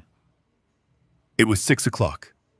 In exactly 3 hours, the banking interface would execute its mandatory hard reset. The phantom balances Simon had engineered would evaporate into the digital ether. I listened to the sharp, aggressive click of Evelyn's designer heels descending the wooden staircase. She walked into the living room, and the air immediately grew thick with the overwhelming scent of her expensive floral perfume. She looked breathtaking, I had to admit. She wore a sleek silver evening gown that caught the dim light perfectly, with diamonds sparkling at her throat and wrists. She radiated an arrogant, toxic confidence. She looked like a woman who had already won the war. I slowly stood up from my armchair, letting my shoulders slump forward, perfecting the physical posture of a tired, fading old man. I let my hands tremble just a fraction of an inch as I approached her. I asked her if she wanted me to call a car for us to take to the gala. I asked what time we were expected to arrive at the venue and if I needed to grab my heavy winter coat. Evelyn stopped right in the middle of the room. She turned and looked at me as if I were a muddy stain on her pristine rug. She let out a short, patronizing laugh that cut through the quiet room like a serrated blade. She did not soften her words. She did not try to spare my feelings. She simply told me I was not going anywhere. She walked over to the ornate mirror hanging in the hallway, adjusting her diamond earrings, not even granting me the dignity of looking me in the eye as she delivered her final brutal insults. She said the gala was an exclusive high society event, a gathering of the sharpest and most ruthless corporate minds in the city. She told me I simply did not have the stamina or the intellect for a night like this. She said my mind was slipping too fast these days, that I would just get confused by the loud music and the massive crowds. She cruelly suggested that my presence would be a profound embarrassment to her. Trying to explain my slow, shuffling demeanor to her brilliant colleagues, and especially to Douglas, would completely distract from her moment of ultimate triumph. She turned to face me, pointing a manicured finger at my chest. She told me to sit back down in my worn armchair, watch a boring historical documentary, and make absolutely sure I did not forget to take my heart medication. I looked at the woman I had promised to love and protect for 35 years. There was not a single trace of a loving wife left in her eyes. There was only a cold, calculating predator, looking at a decaying obstacle she could not wait to discard. I did not argue with her. I let a vacant, sorrowful expression wash over my face. I nodded slowly, mumbling a quiet, pathetic apology for being such a burden on her big night. I told her I would just stay home and keep the house warm for her return. A triumphant, vicious smirk spread across her face. She grabbed her silver clutch, told me not to wait up, and walked out the front door without a single backward glance. The heavy wooden door clicked shut. The brass deadbolt engaged.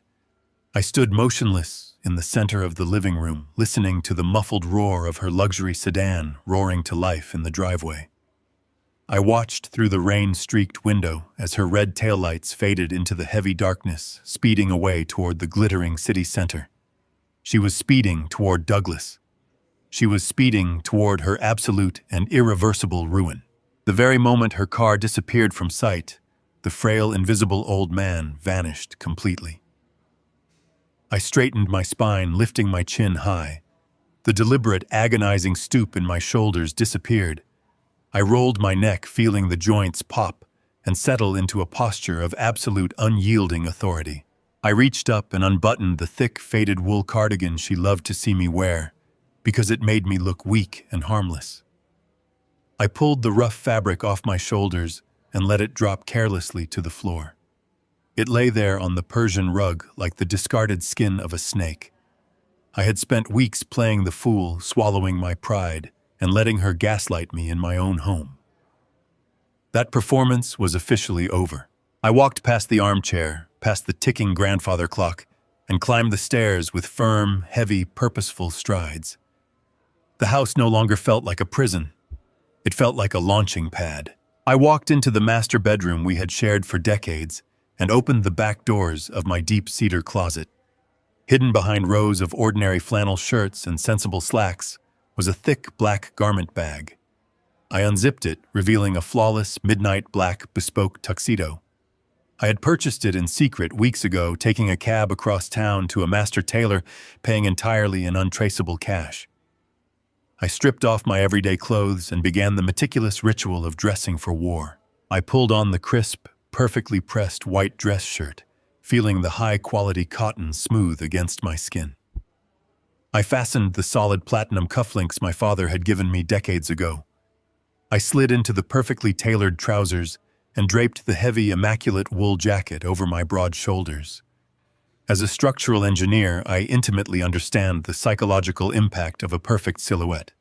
A well-built structure projects permanence, power, and untouchable stability.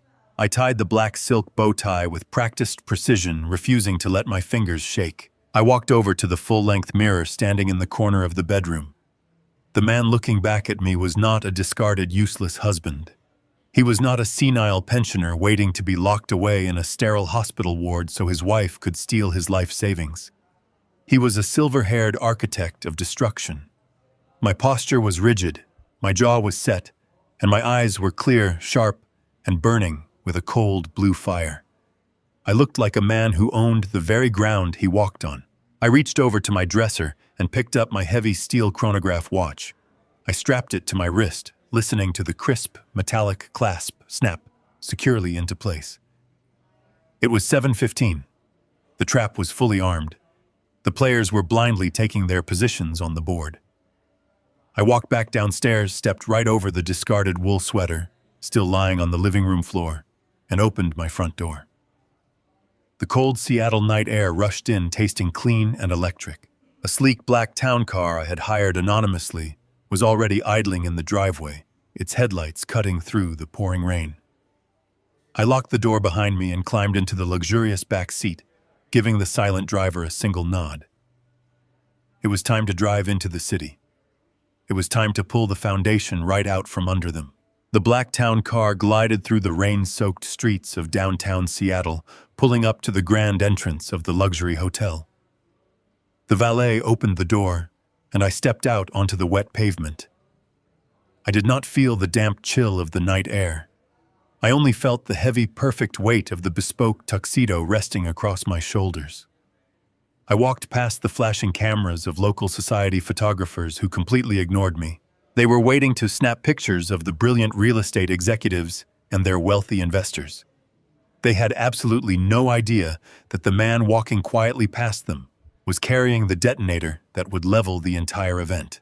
I bypassed the crowded main lobby and walked down a quiet marble corridor toward the private cloakroom exactly as we had arranged. I turned the corner and there she was.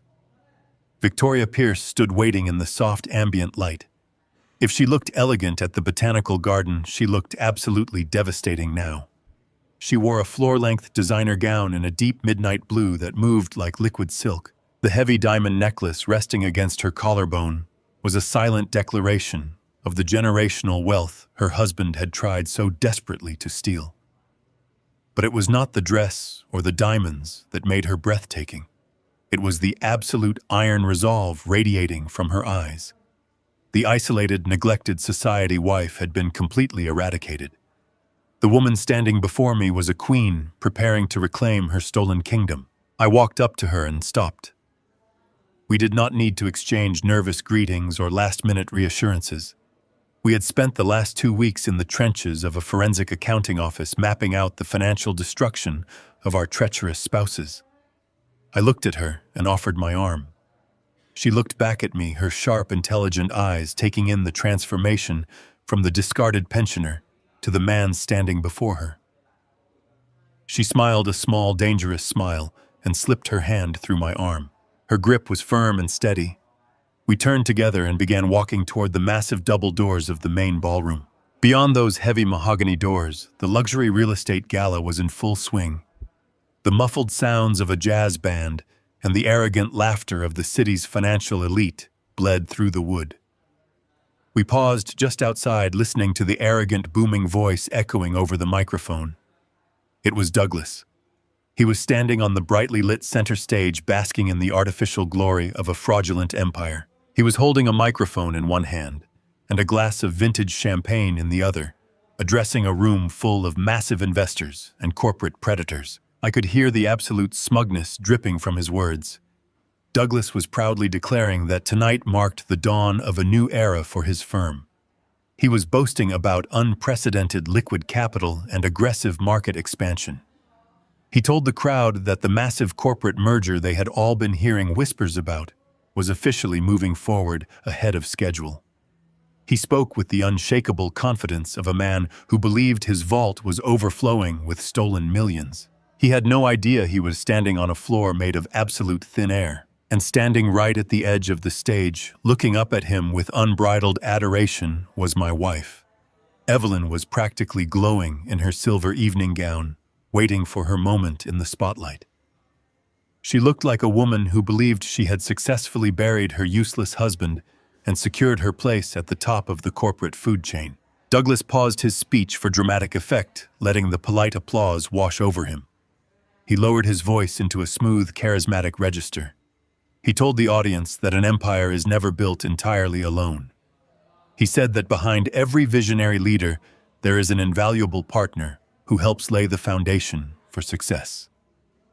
He extended his free hand toward the front row, directly toward Evelyn. He announced that he wanted to bring his top executive, his brilliant and relentless right hand, up to the stage to share in this monumental victory.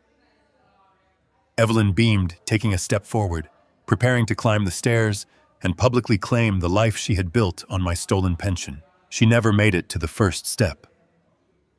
I gave a sharp nod to the 2 security guards standing by the ballroom entrance. They grabbed the heavy brass handles and pulled the massive mahogany doors completely open.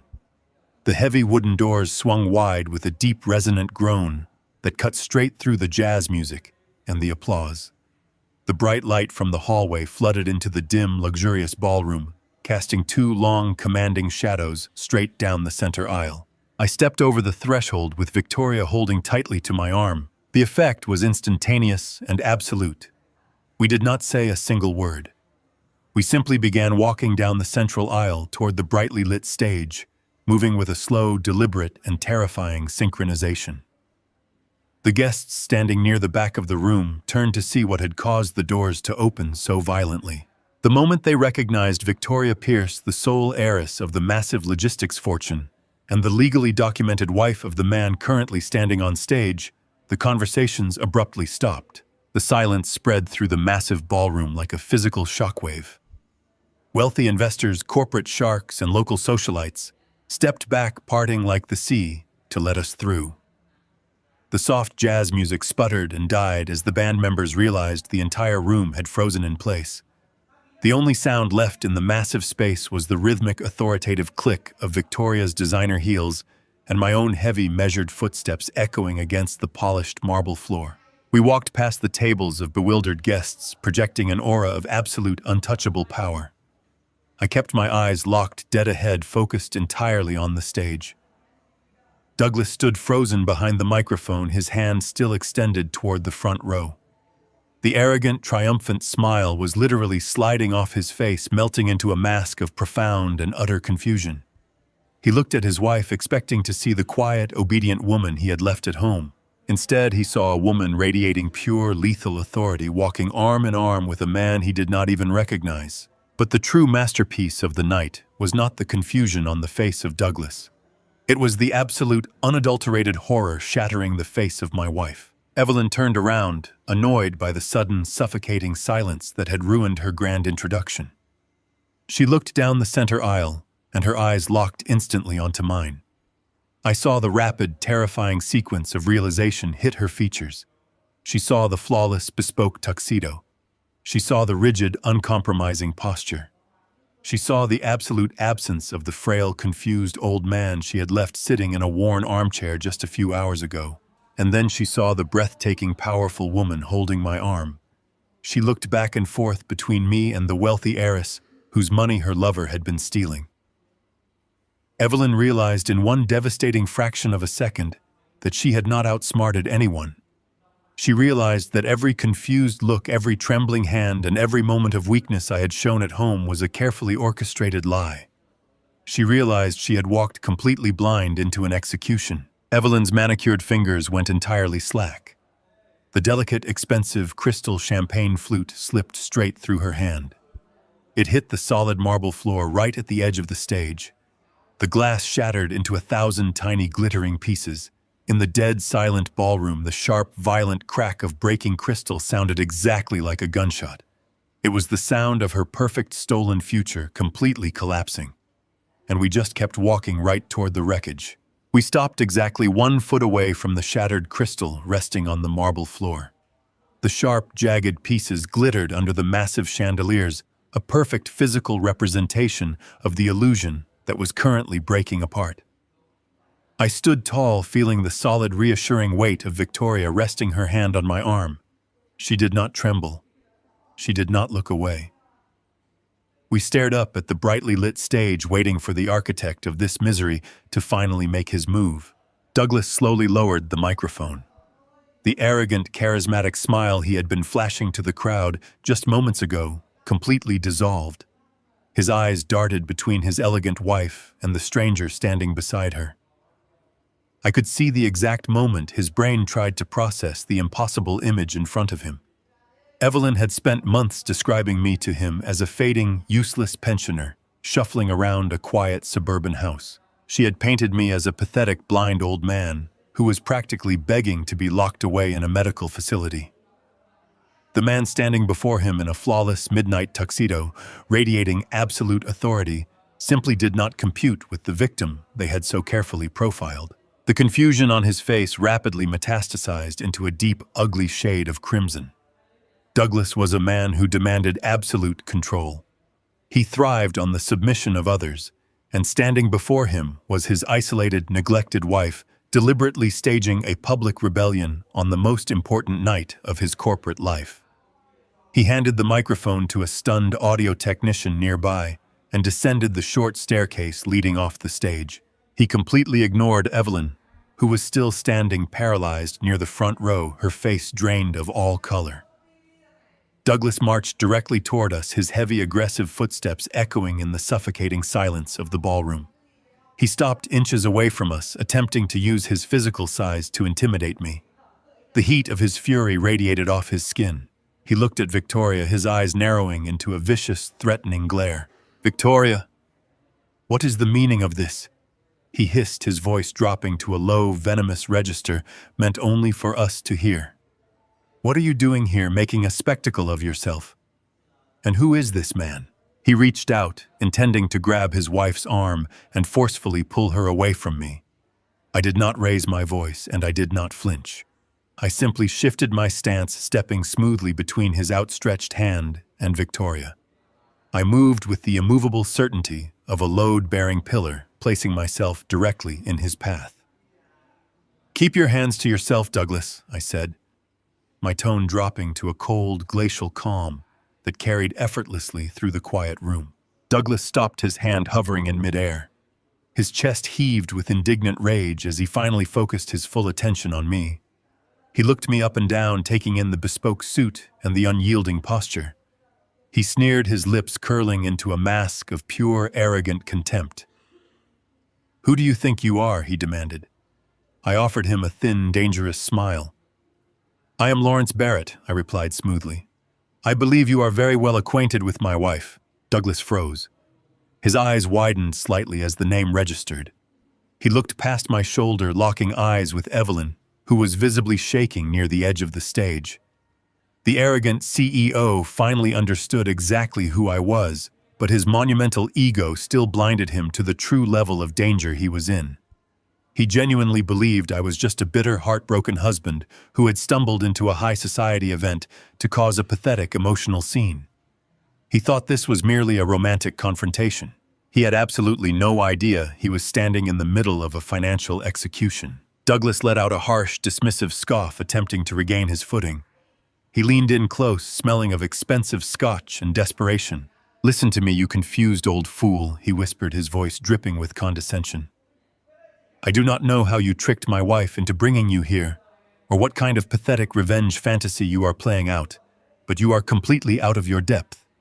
You are trespassing at a private corporate event. You are going to turn around, leave this building quietly, and go back to whatever miserable hole you crawled out of before I have my security team physically throw you onto the street." He turned his head, signaling to a pair of large men in dark suits stationed near the ballroom doors. He turned back to me, his chest puffed out with false bravado, expecting me to wither under his authority. He expected me to shrink away in shame. I did not move a single muscle. I stood my ground, looking at the panicked, sweating man in front of me, and I felt a profound, soaring sense of absolute power. I let the silence stretch for a few agonizing seconds, allowing the wealthy investors in the front rows to lean in closer, hanging on our every word. I turned my head slightly, looking at Victoria. She looked back at me, her eyes shining with fierce, untamable brilliance. I turned my gaze back to the furious CEO, looking down at him with an expression of pure, unadulterated pity. I delivered the fatal blow with the precise, devastating force of a wrecking ball. "So amazing, Douglas," I said, projecting my voice just loud enough so the elite corporate sharks standing nearby could hear every single syllable clearly. "She is far too good for a man who uses his own company as a fraudulent offshore slush fund." The words dropped into the dead silent ballroom like a live grenade. The reaction was instantaneous. The wealthy investors standing in the front row stiffened their champagne glasses, pausing halfway to their mouths. The phrase slush fund is the ultimate terrifying trigger word for any corporate investor. It implies federal investigations, frozen assets, and catastrophic financial ruin. The atmosphere in the room shifted from morbid curiosity to absolute electrified panic. A low, frantic murmur began to ripple through the crowd as executives leaned into one another, rapidly whispering about the accusation that had just been hurled at their prospective business partner. Douglas physically recoiled as if I had driven a knife straight through his ribs.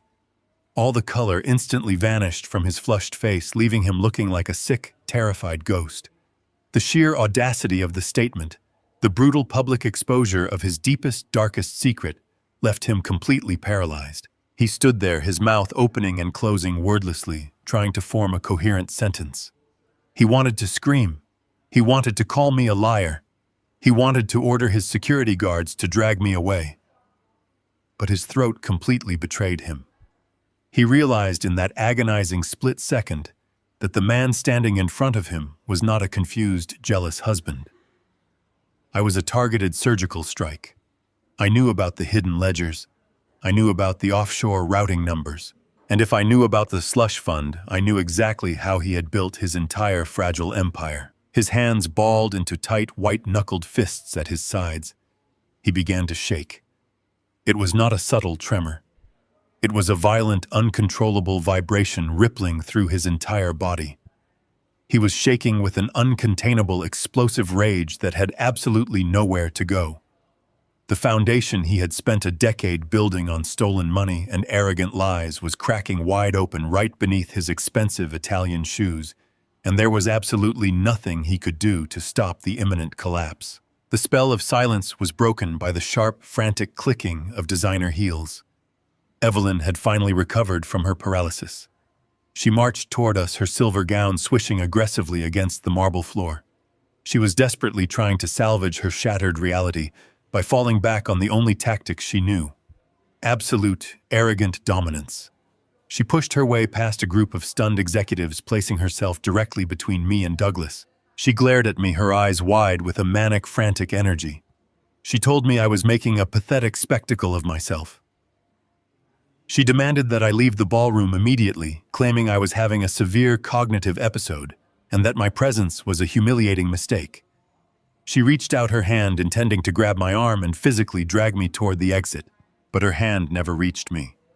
Victoria stepped forward smoothly, intercepting Evelyn's outstretched arm with a grip made of absolute iron. Evelyn gasped, looking at the elegant, wealthy heiress with a mixture of shock and sudden, terrifying realization. Victoria did not raise her voice. She did not need to. She spoke with the icy, effortless precision of a woman who owned the very ground Evelyn was standing on.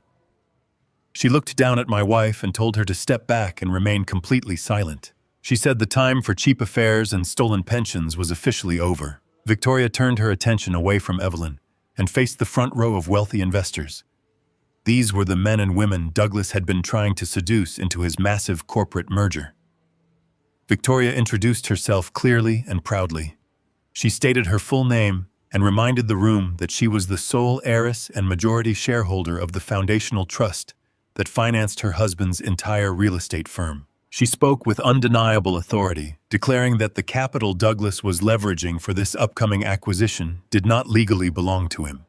She announced that the shell corporations he was using as a slush fund had been completely and legally drained. She told the investors that they were preparing to merge with a hollow empire built entirely on stolen money and fraudulent ledgers. Douglas let out a panicked, guttural sound. He yelled that she was lying. He shouted to the crowd that his wife was suffering from a hysterical breakdown. His hands were shaking violently as he frantically dug into the breast pocket of his tailored suit. He pulled out his smartphone, his fingers slipping against the glass screen as he rushed to open his private offshore banking application. He wanted to show the investors his massive liquid capital. He wanted to prove that his empire was solid and untouchable. I looked at the heavy steel chronograph watch strapped to my wrist. The second hand ticked precisely past the 12. It was exactly 9 o'clock. The digital loop Simon had built completely evaporated. The caching server executed its mandatory fiscal hard reset. I watched Doug's face as the banking interface finally refreshed. The loading wheel spun for one agonizing second. Then the screen illuminated the brutal, undeniable truth. The phantom balances vanished. The staggering multi-million-dollar figures he had been admiring all weekend completely disappeared. In their place sat a single devastating digit: 0. Douglas stopped breathing. He stared at the glowing screen, his eyes bulging out of his head. He tapped the glass, desperately hitting the refresh button over and over again. 0. 0. 0. The blood drained entirely from his face, leaving him looking like a hollow, terrified shell of a man. His knees buckled slightly, and a low, pathetic whimper escaped his throat. The invincible CEO was dead. Only the thief remained. The investors standing in the front row did not need to see the screen to know exactly what had happened. Doug's physical collapse was all the proof they required. They immediately backed away from him, as if he were carrying a highly contagious disease. Executive partners whispered frantically to their legal counsels, rapidly backing toward the exits to distance themselves from the impending fallout. The monumental corporate merger evaporated into thin air, leaving Douglas completely isolated in the center of the ballroom. Evelyn looked at Doug's phone, and then looked back at me, her lips trembling.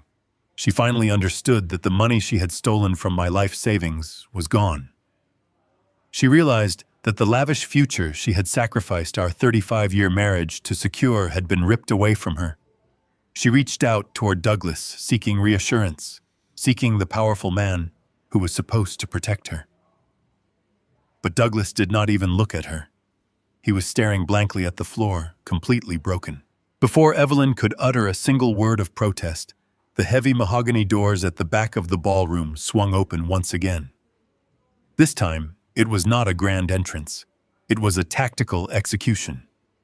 A team of federal agents wearing dark suits and stern expressions walked into the room. Simon had timed his anonymous tip to the authorities, flawlessly providing them with the decrypted ledgers and the offshore routing numbers just hours before the gala. The lead agent walked straight down the center aisle holding a leather folder. He approached the stage looking directly at the shivering man holding the empty cell phone. He identified himself and loudly announced that Douglas Pierce was being placed under immediate arrest. The charges echoed through the dead, silent ballroom. Wire fraud, gross corporate embezzlement, money laundering. Douglas dropped his phone. It hit the marble floor, shattering right next to the broken champagne glass. Two agents stepped forward, grabbing his arms and pulling them behind his back. The cold, metallic click of handcuffs snapping shut echoed through the room, serving as the final punctuation mark on his ruined life. Evelyn let out a piercing, horrified scream as she watched her lover being dragged away in chains. She was left standing alone on the edge of the stage, surrounded by the shattered pieces of her arrogant greed. The guillotine had finally dropped, and the execution was absolutely flawless. The heavy mahogany doors of the ballroom closed behind Victoria and me, sealing the absolute chaos inside. We walked back down the quiet marble corridor, our footsteps steady and calm. We did not look back. We did not need to. The deafening sound of a crumbling empire was loud enough to hear all the way to the street. We stepped back out into the cold Seattle rain and climbed into our waiting town car. As the driver pulled away from the curb, the flashing red and blue lights of federal vehicles illuminated the wet pavement, rushing toward the hotel to finish the job we had started. I leaned back into the leather seat and let out a long, slow breath. The structural demolition was complete. Now we just had to watch the dust settle. The fallout was instantaneous and utterly catastrophic. By Monday morning, the financial news networks were completely dominated by the shocking arrest of Douglas Pierce. The massive corporate merger he had been so arrogantly boasting about had collapsed before the sun even came up on Sunday. The competing real estate conglomerate, terrified by the sudden federal raid and the allegations of a massive offshore slush fund, immediately severed all ties. They issued a brutal public statement distancing themselves from Douglas and his firm. His reputation, the very currency he used to buy his power, was completely incinerated overnight. Simon Reed called me early that same morning, his voice thick with professional satisfaction. He told me the federal government had moved with terrifying speed. Because Douglas had used interstate wires and international routing numbers to launder the stolen money, the authorities obtained immediate warrants to seize every single asset tied to his name.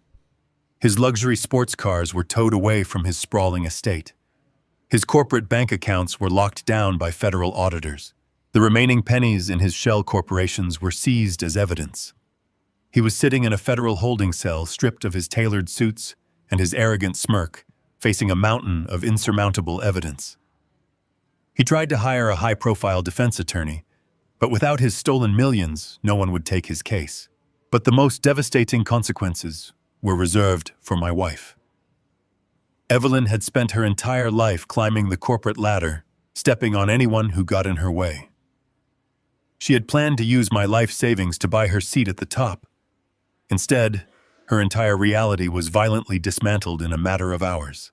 According to the internal sources Simon had established, Evelyn attempted to walk into the real estate firm on Monday morning. She foolishly believed she could somehow salvage her career and distance herself from the arrest of her lover. She walked into the lavish glass lobby wearing her expensive designer clothes, trying to project her usual arrogant dominance. But her security badge glowed red. The automatic doors refused to open. Two stern-looking security guards men she had routinely ignored and patronized for years approached her. They did not address her by her executive title. They handed her a cardboard box containing the personal items from her desk. The board of directors had held an emergency meeting on Sunday afternoon. Evelyn was terminated immediately, completely stripped of her severance package and her stock options due to gross violations of corporate ethics. She was publicly escorted out of the building in front of dozens of her colleagues, clutching a cardboard box, while the employees she had tormented watched her humiliating exit. But losing her job was only the beginning of her nightmare. When she retreated to her luxury sedan and tried to use her corporate credit card to book a hotel room, the transaction was denied. The authorities had not just investigated Douglas. They had followed the paper trail straight back to the forged transfer authorizations Evelyn had used to drain my retirement pension. Her name was all over the fraudulent routing numbers. By Tuesday afternoon, the federal indictment was officially unsealed. Evelyn was not just an innocent bystander or a manipulated employee. She was formally named as a primary co-conspirator in a massive federal wire fraud and embezzlement case. The authorities immediately froze her personal checking accounts and canceled her credit cards. The life of luxury she thought she had secured was completely gone. She was locked out of her office, locked out of her bank accounts, and facing the terrifying reality of federal prison. I sat in the quiet safety of my living room, drinking a cup of black coffee, listening to Simon relay the details of their absolute ruin. The sheer scale of their downfall was breathtaking. They had built an entire world out of greed, lies, and stolen capital. They believed they were untouchable because they thought the people they were stealing from were too weak and too blind to stop them. They had severely underestimated the strength of the foundation they tried to destroy. I did not feel a single ounce of pity for either of them. I only felt the cold, hard satisfaction of a man who had successfully defended his own life. The rain in Seattle returned with a heavy vengeance, falling in a steady drumming rhythm against the thick glass windows of my Craftsman home. I sat perfectly still at the kitchen island, nursing a fresh cup of black coffee. The house was peaceful. I was no longer a prisoner waiting in fear for the next psychological attack. I was the architect of my own rescue, simply waiting for the final piece of debris to settle. The quiet morning was broken by the sound of a cheap commercial taxi pulling into the wet driveway. There was no sleek luxury sedan. There was no aggressive, confident click of designer heels marching up the porch steps. The front door slowly creaked open, and the woman who stepped into the foyer was entirely unrecognizable. Her immaculate silver gala dress was gone, replaced by a damp, wrinkled coat and disheveled clothes. Her perfectly styled hair hung in wet, straggly sheets around her pale, exhausted face. The towering arrogance that had defined her entire existence had been completely stripped away, leaving nothing but a hollow, terrified shell of a person. She walked slowly into the kitchen, shivering violently, and leaving a trail of rainwater across the polished hardwood floors. She looked at me with red, swollen eyes. For a long moment, we simply stared at each other across the room. The silence was thick and heavy. Then her knees finally buckled. She sank into one of the wooden kitchen chairs and buried her face in her trembling hands, letting out a loud, pathetic sob. She started to beg. Her voice was frantic and broken as she spun a desperate, tangled web of lies, trying to salvage whatever she could from the wreckage of her life. She told me Douglas had manipulated her from the very beginning. She swore he had brainwashed her into forging those transfer authorizations, using his corporate power to control her mind. She cried that she was completely under his thumb, that he had threatened to ruin her career if she did not comply with his offshore schemes. She reached her shaking hands across the cold granite countertop, pleading with me to remember our 35 years of marriage. She begged me to protect her, to let her stay in the only safe place she had left now that the federal authorities had seized her entire world. I did not raise my voice. I did not stand up. I did not offer her a single ounce of the comfort she was so desperately trying to extract from my soul. I sat perfectly still, watching her performance with an absolute glacial calm. I let her cry and beg until her voice grew hoarse and the heavy silence rushed back into the kitchen to fill the void. When she finally stopped speaking, looking at me with wide, terrified eyes, waiting for a lifeline, I reached into the leather briefcase resting beside my chair. I pulled out a crisp, heavy manila folder and slid it smoothly across the granite surface of the kitchen island. It glided across the stone and stopped exactly inches from her trembling hands. I told her to open it. She hesitated, staring at the folder, as if it were a venomous snake, before finally peeling back the thick paper cover. Inside rested a pristine stack of divorce papers meticulously drafted by Simon and his legal team. The terms outlined in those pages were absolute and completely unforgiving. She was getting nothing. I watched her eyes dart across the complex legal jargon as the brutal reality of her situation settled into her bones. I explained the contents to her in a steady, even tone devoid of any anger or malice. I told her that due to her formally documented participation in a federal wire fraud conspiracy, the community property laws she had relied on were completely nullified. I pointed to the specific clause citing the medical proxy she had tried to use against me. I reminded her of the blank piece of paper she had so foolishly submitted to her attorney. I told her that her aggressive attempt to have me institutionalized to steal my home had provided the exact legal grounds my attorney needed to strip her of any claim to this house, my pension, or my newly recovered assets. The state would never award a single penny of alimony to a spouse facing federal accessory charges for attempting to defraud and involuntarily commit her husband. She was leaving this marriage with the exact same amount of money she currently had in her frozen bank accounts. 0. Evelyn stared at the divorce papers, her mouth opening and closing, without a single sound coming out. The desperate, manipulated victim facade vanished completely, replaced by the stark, naked terror of a woman who knew she had been comprehensively defeated. She looked up at me, her eyes begging for a mercy she had never once shown me when she thought I was a fading old man. I did not give it to her. I stood up from the kitchen stool and walked calmly into the hallway. Resting quietly by the front door was a single medium-sized suitcase. I had packed it myself that very morning, filling it with a few sensible items of clothing and her basic toiletries. There were no designer gowns. There was no expensive jewelry. There were no imported perfumes. I packed just the bare minimum required to walk out the door and survive the week. I picked up the suitcase by its handle, carried it over to where she sat, and set it down heavily on the floor beside her chair. I looked down at the woman who had spent 14 months planning my destruction and sleeping with a parasite. I told her the taxi was still waiting outside in the rain. I raised my right hand and pointed a single steady finger toward the front door. I told her to take her bag and leave my home permanently. I told her the dark chapter of her abuse was officially closed, and if she ever stepped foot on my property again, I would hand the remaining security footage from the garage directly to the federal prosecutors handling her massive indictment. Evelyn slowly stood up, her body shaking violently. She did not argue. She did not scream.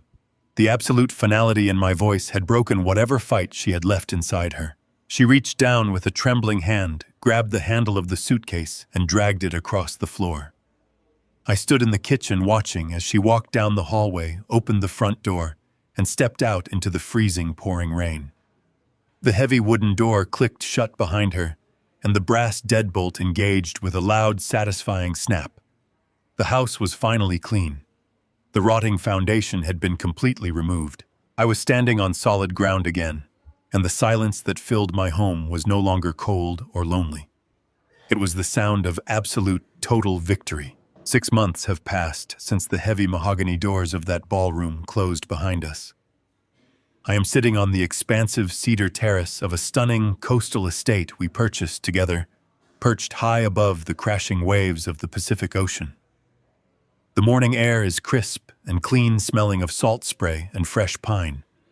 It is a profound contrast to the suffocating dampness of the house I left behind in Seattle. I am holding a mug of dark coffee, watching the morning mist slowly roll off the deep blue water. My posture is straight and my hands are completely steady. The frail, invisible old pensioner Evelyn tried to create was buried long ago. The legal system moves slowly, but when it is fed a diet of absolute, undeniable evidence, it grinds its targets into fine dust.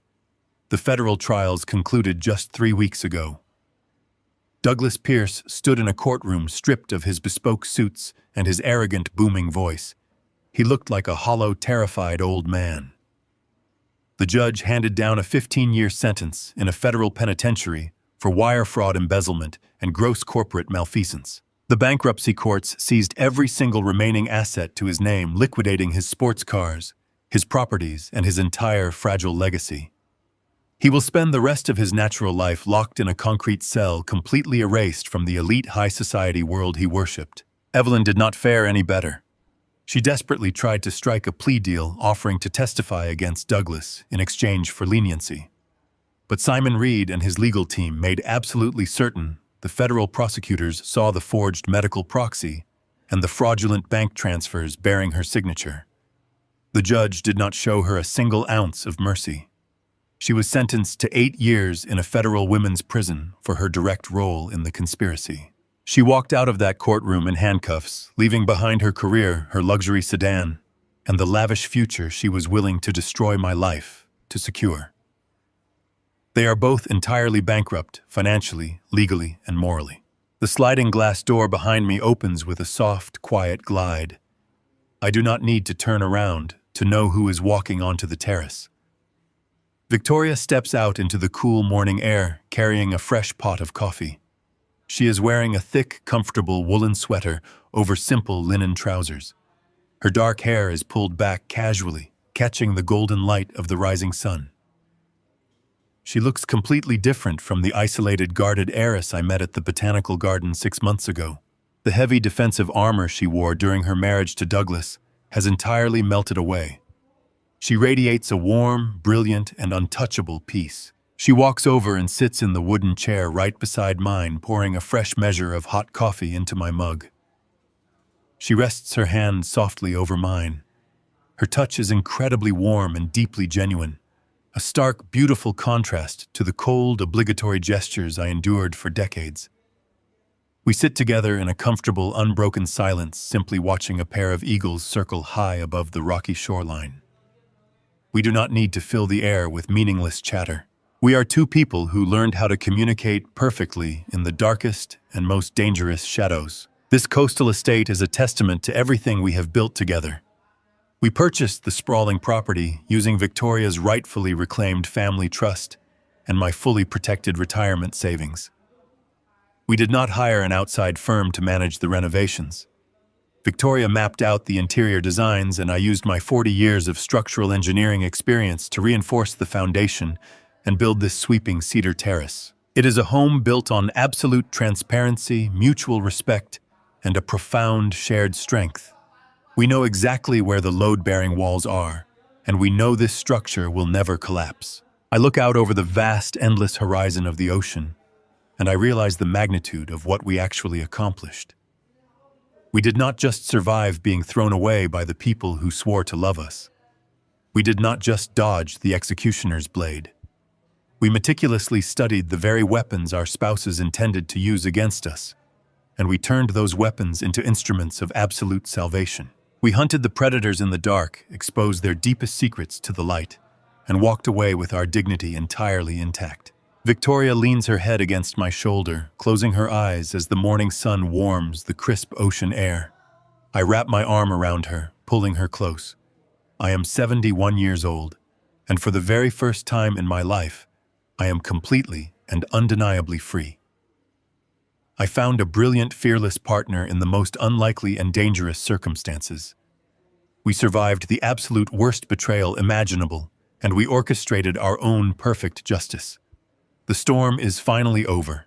The foundation is solid, and the rest of our days belong entirely to us. The most profound lesson this experience taught me is that true strength does not roar. It observes, calculates, and acts with precision. When the people you trust most mistake your quiet loyalty for weakness, they ultimately reveal their own fragile, hollow foundations. Age, patience, and kindness are never synonyms for vulnerability or foolishness. We must never allow the greed of others to dictate our worth, steal our peace, or dismantle our sanity. Justice is not always handed to us by the universe. Sometimes we have to engineer it ourselves. Ultimately, removing toxic individuals from your life isn't a tragedy. It is the greatest investment you can make in your own dignity and future. If Lawrence and Victoria's journey resonated with you, please share your own experiences of setting boundaries and standing up to toxic family members in the comments below. And don't forget to like and subscribe for more stories about reclaiming your power.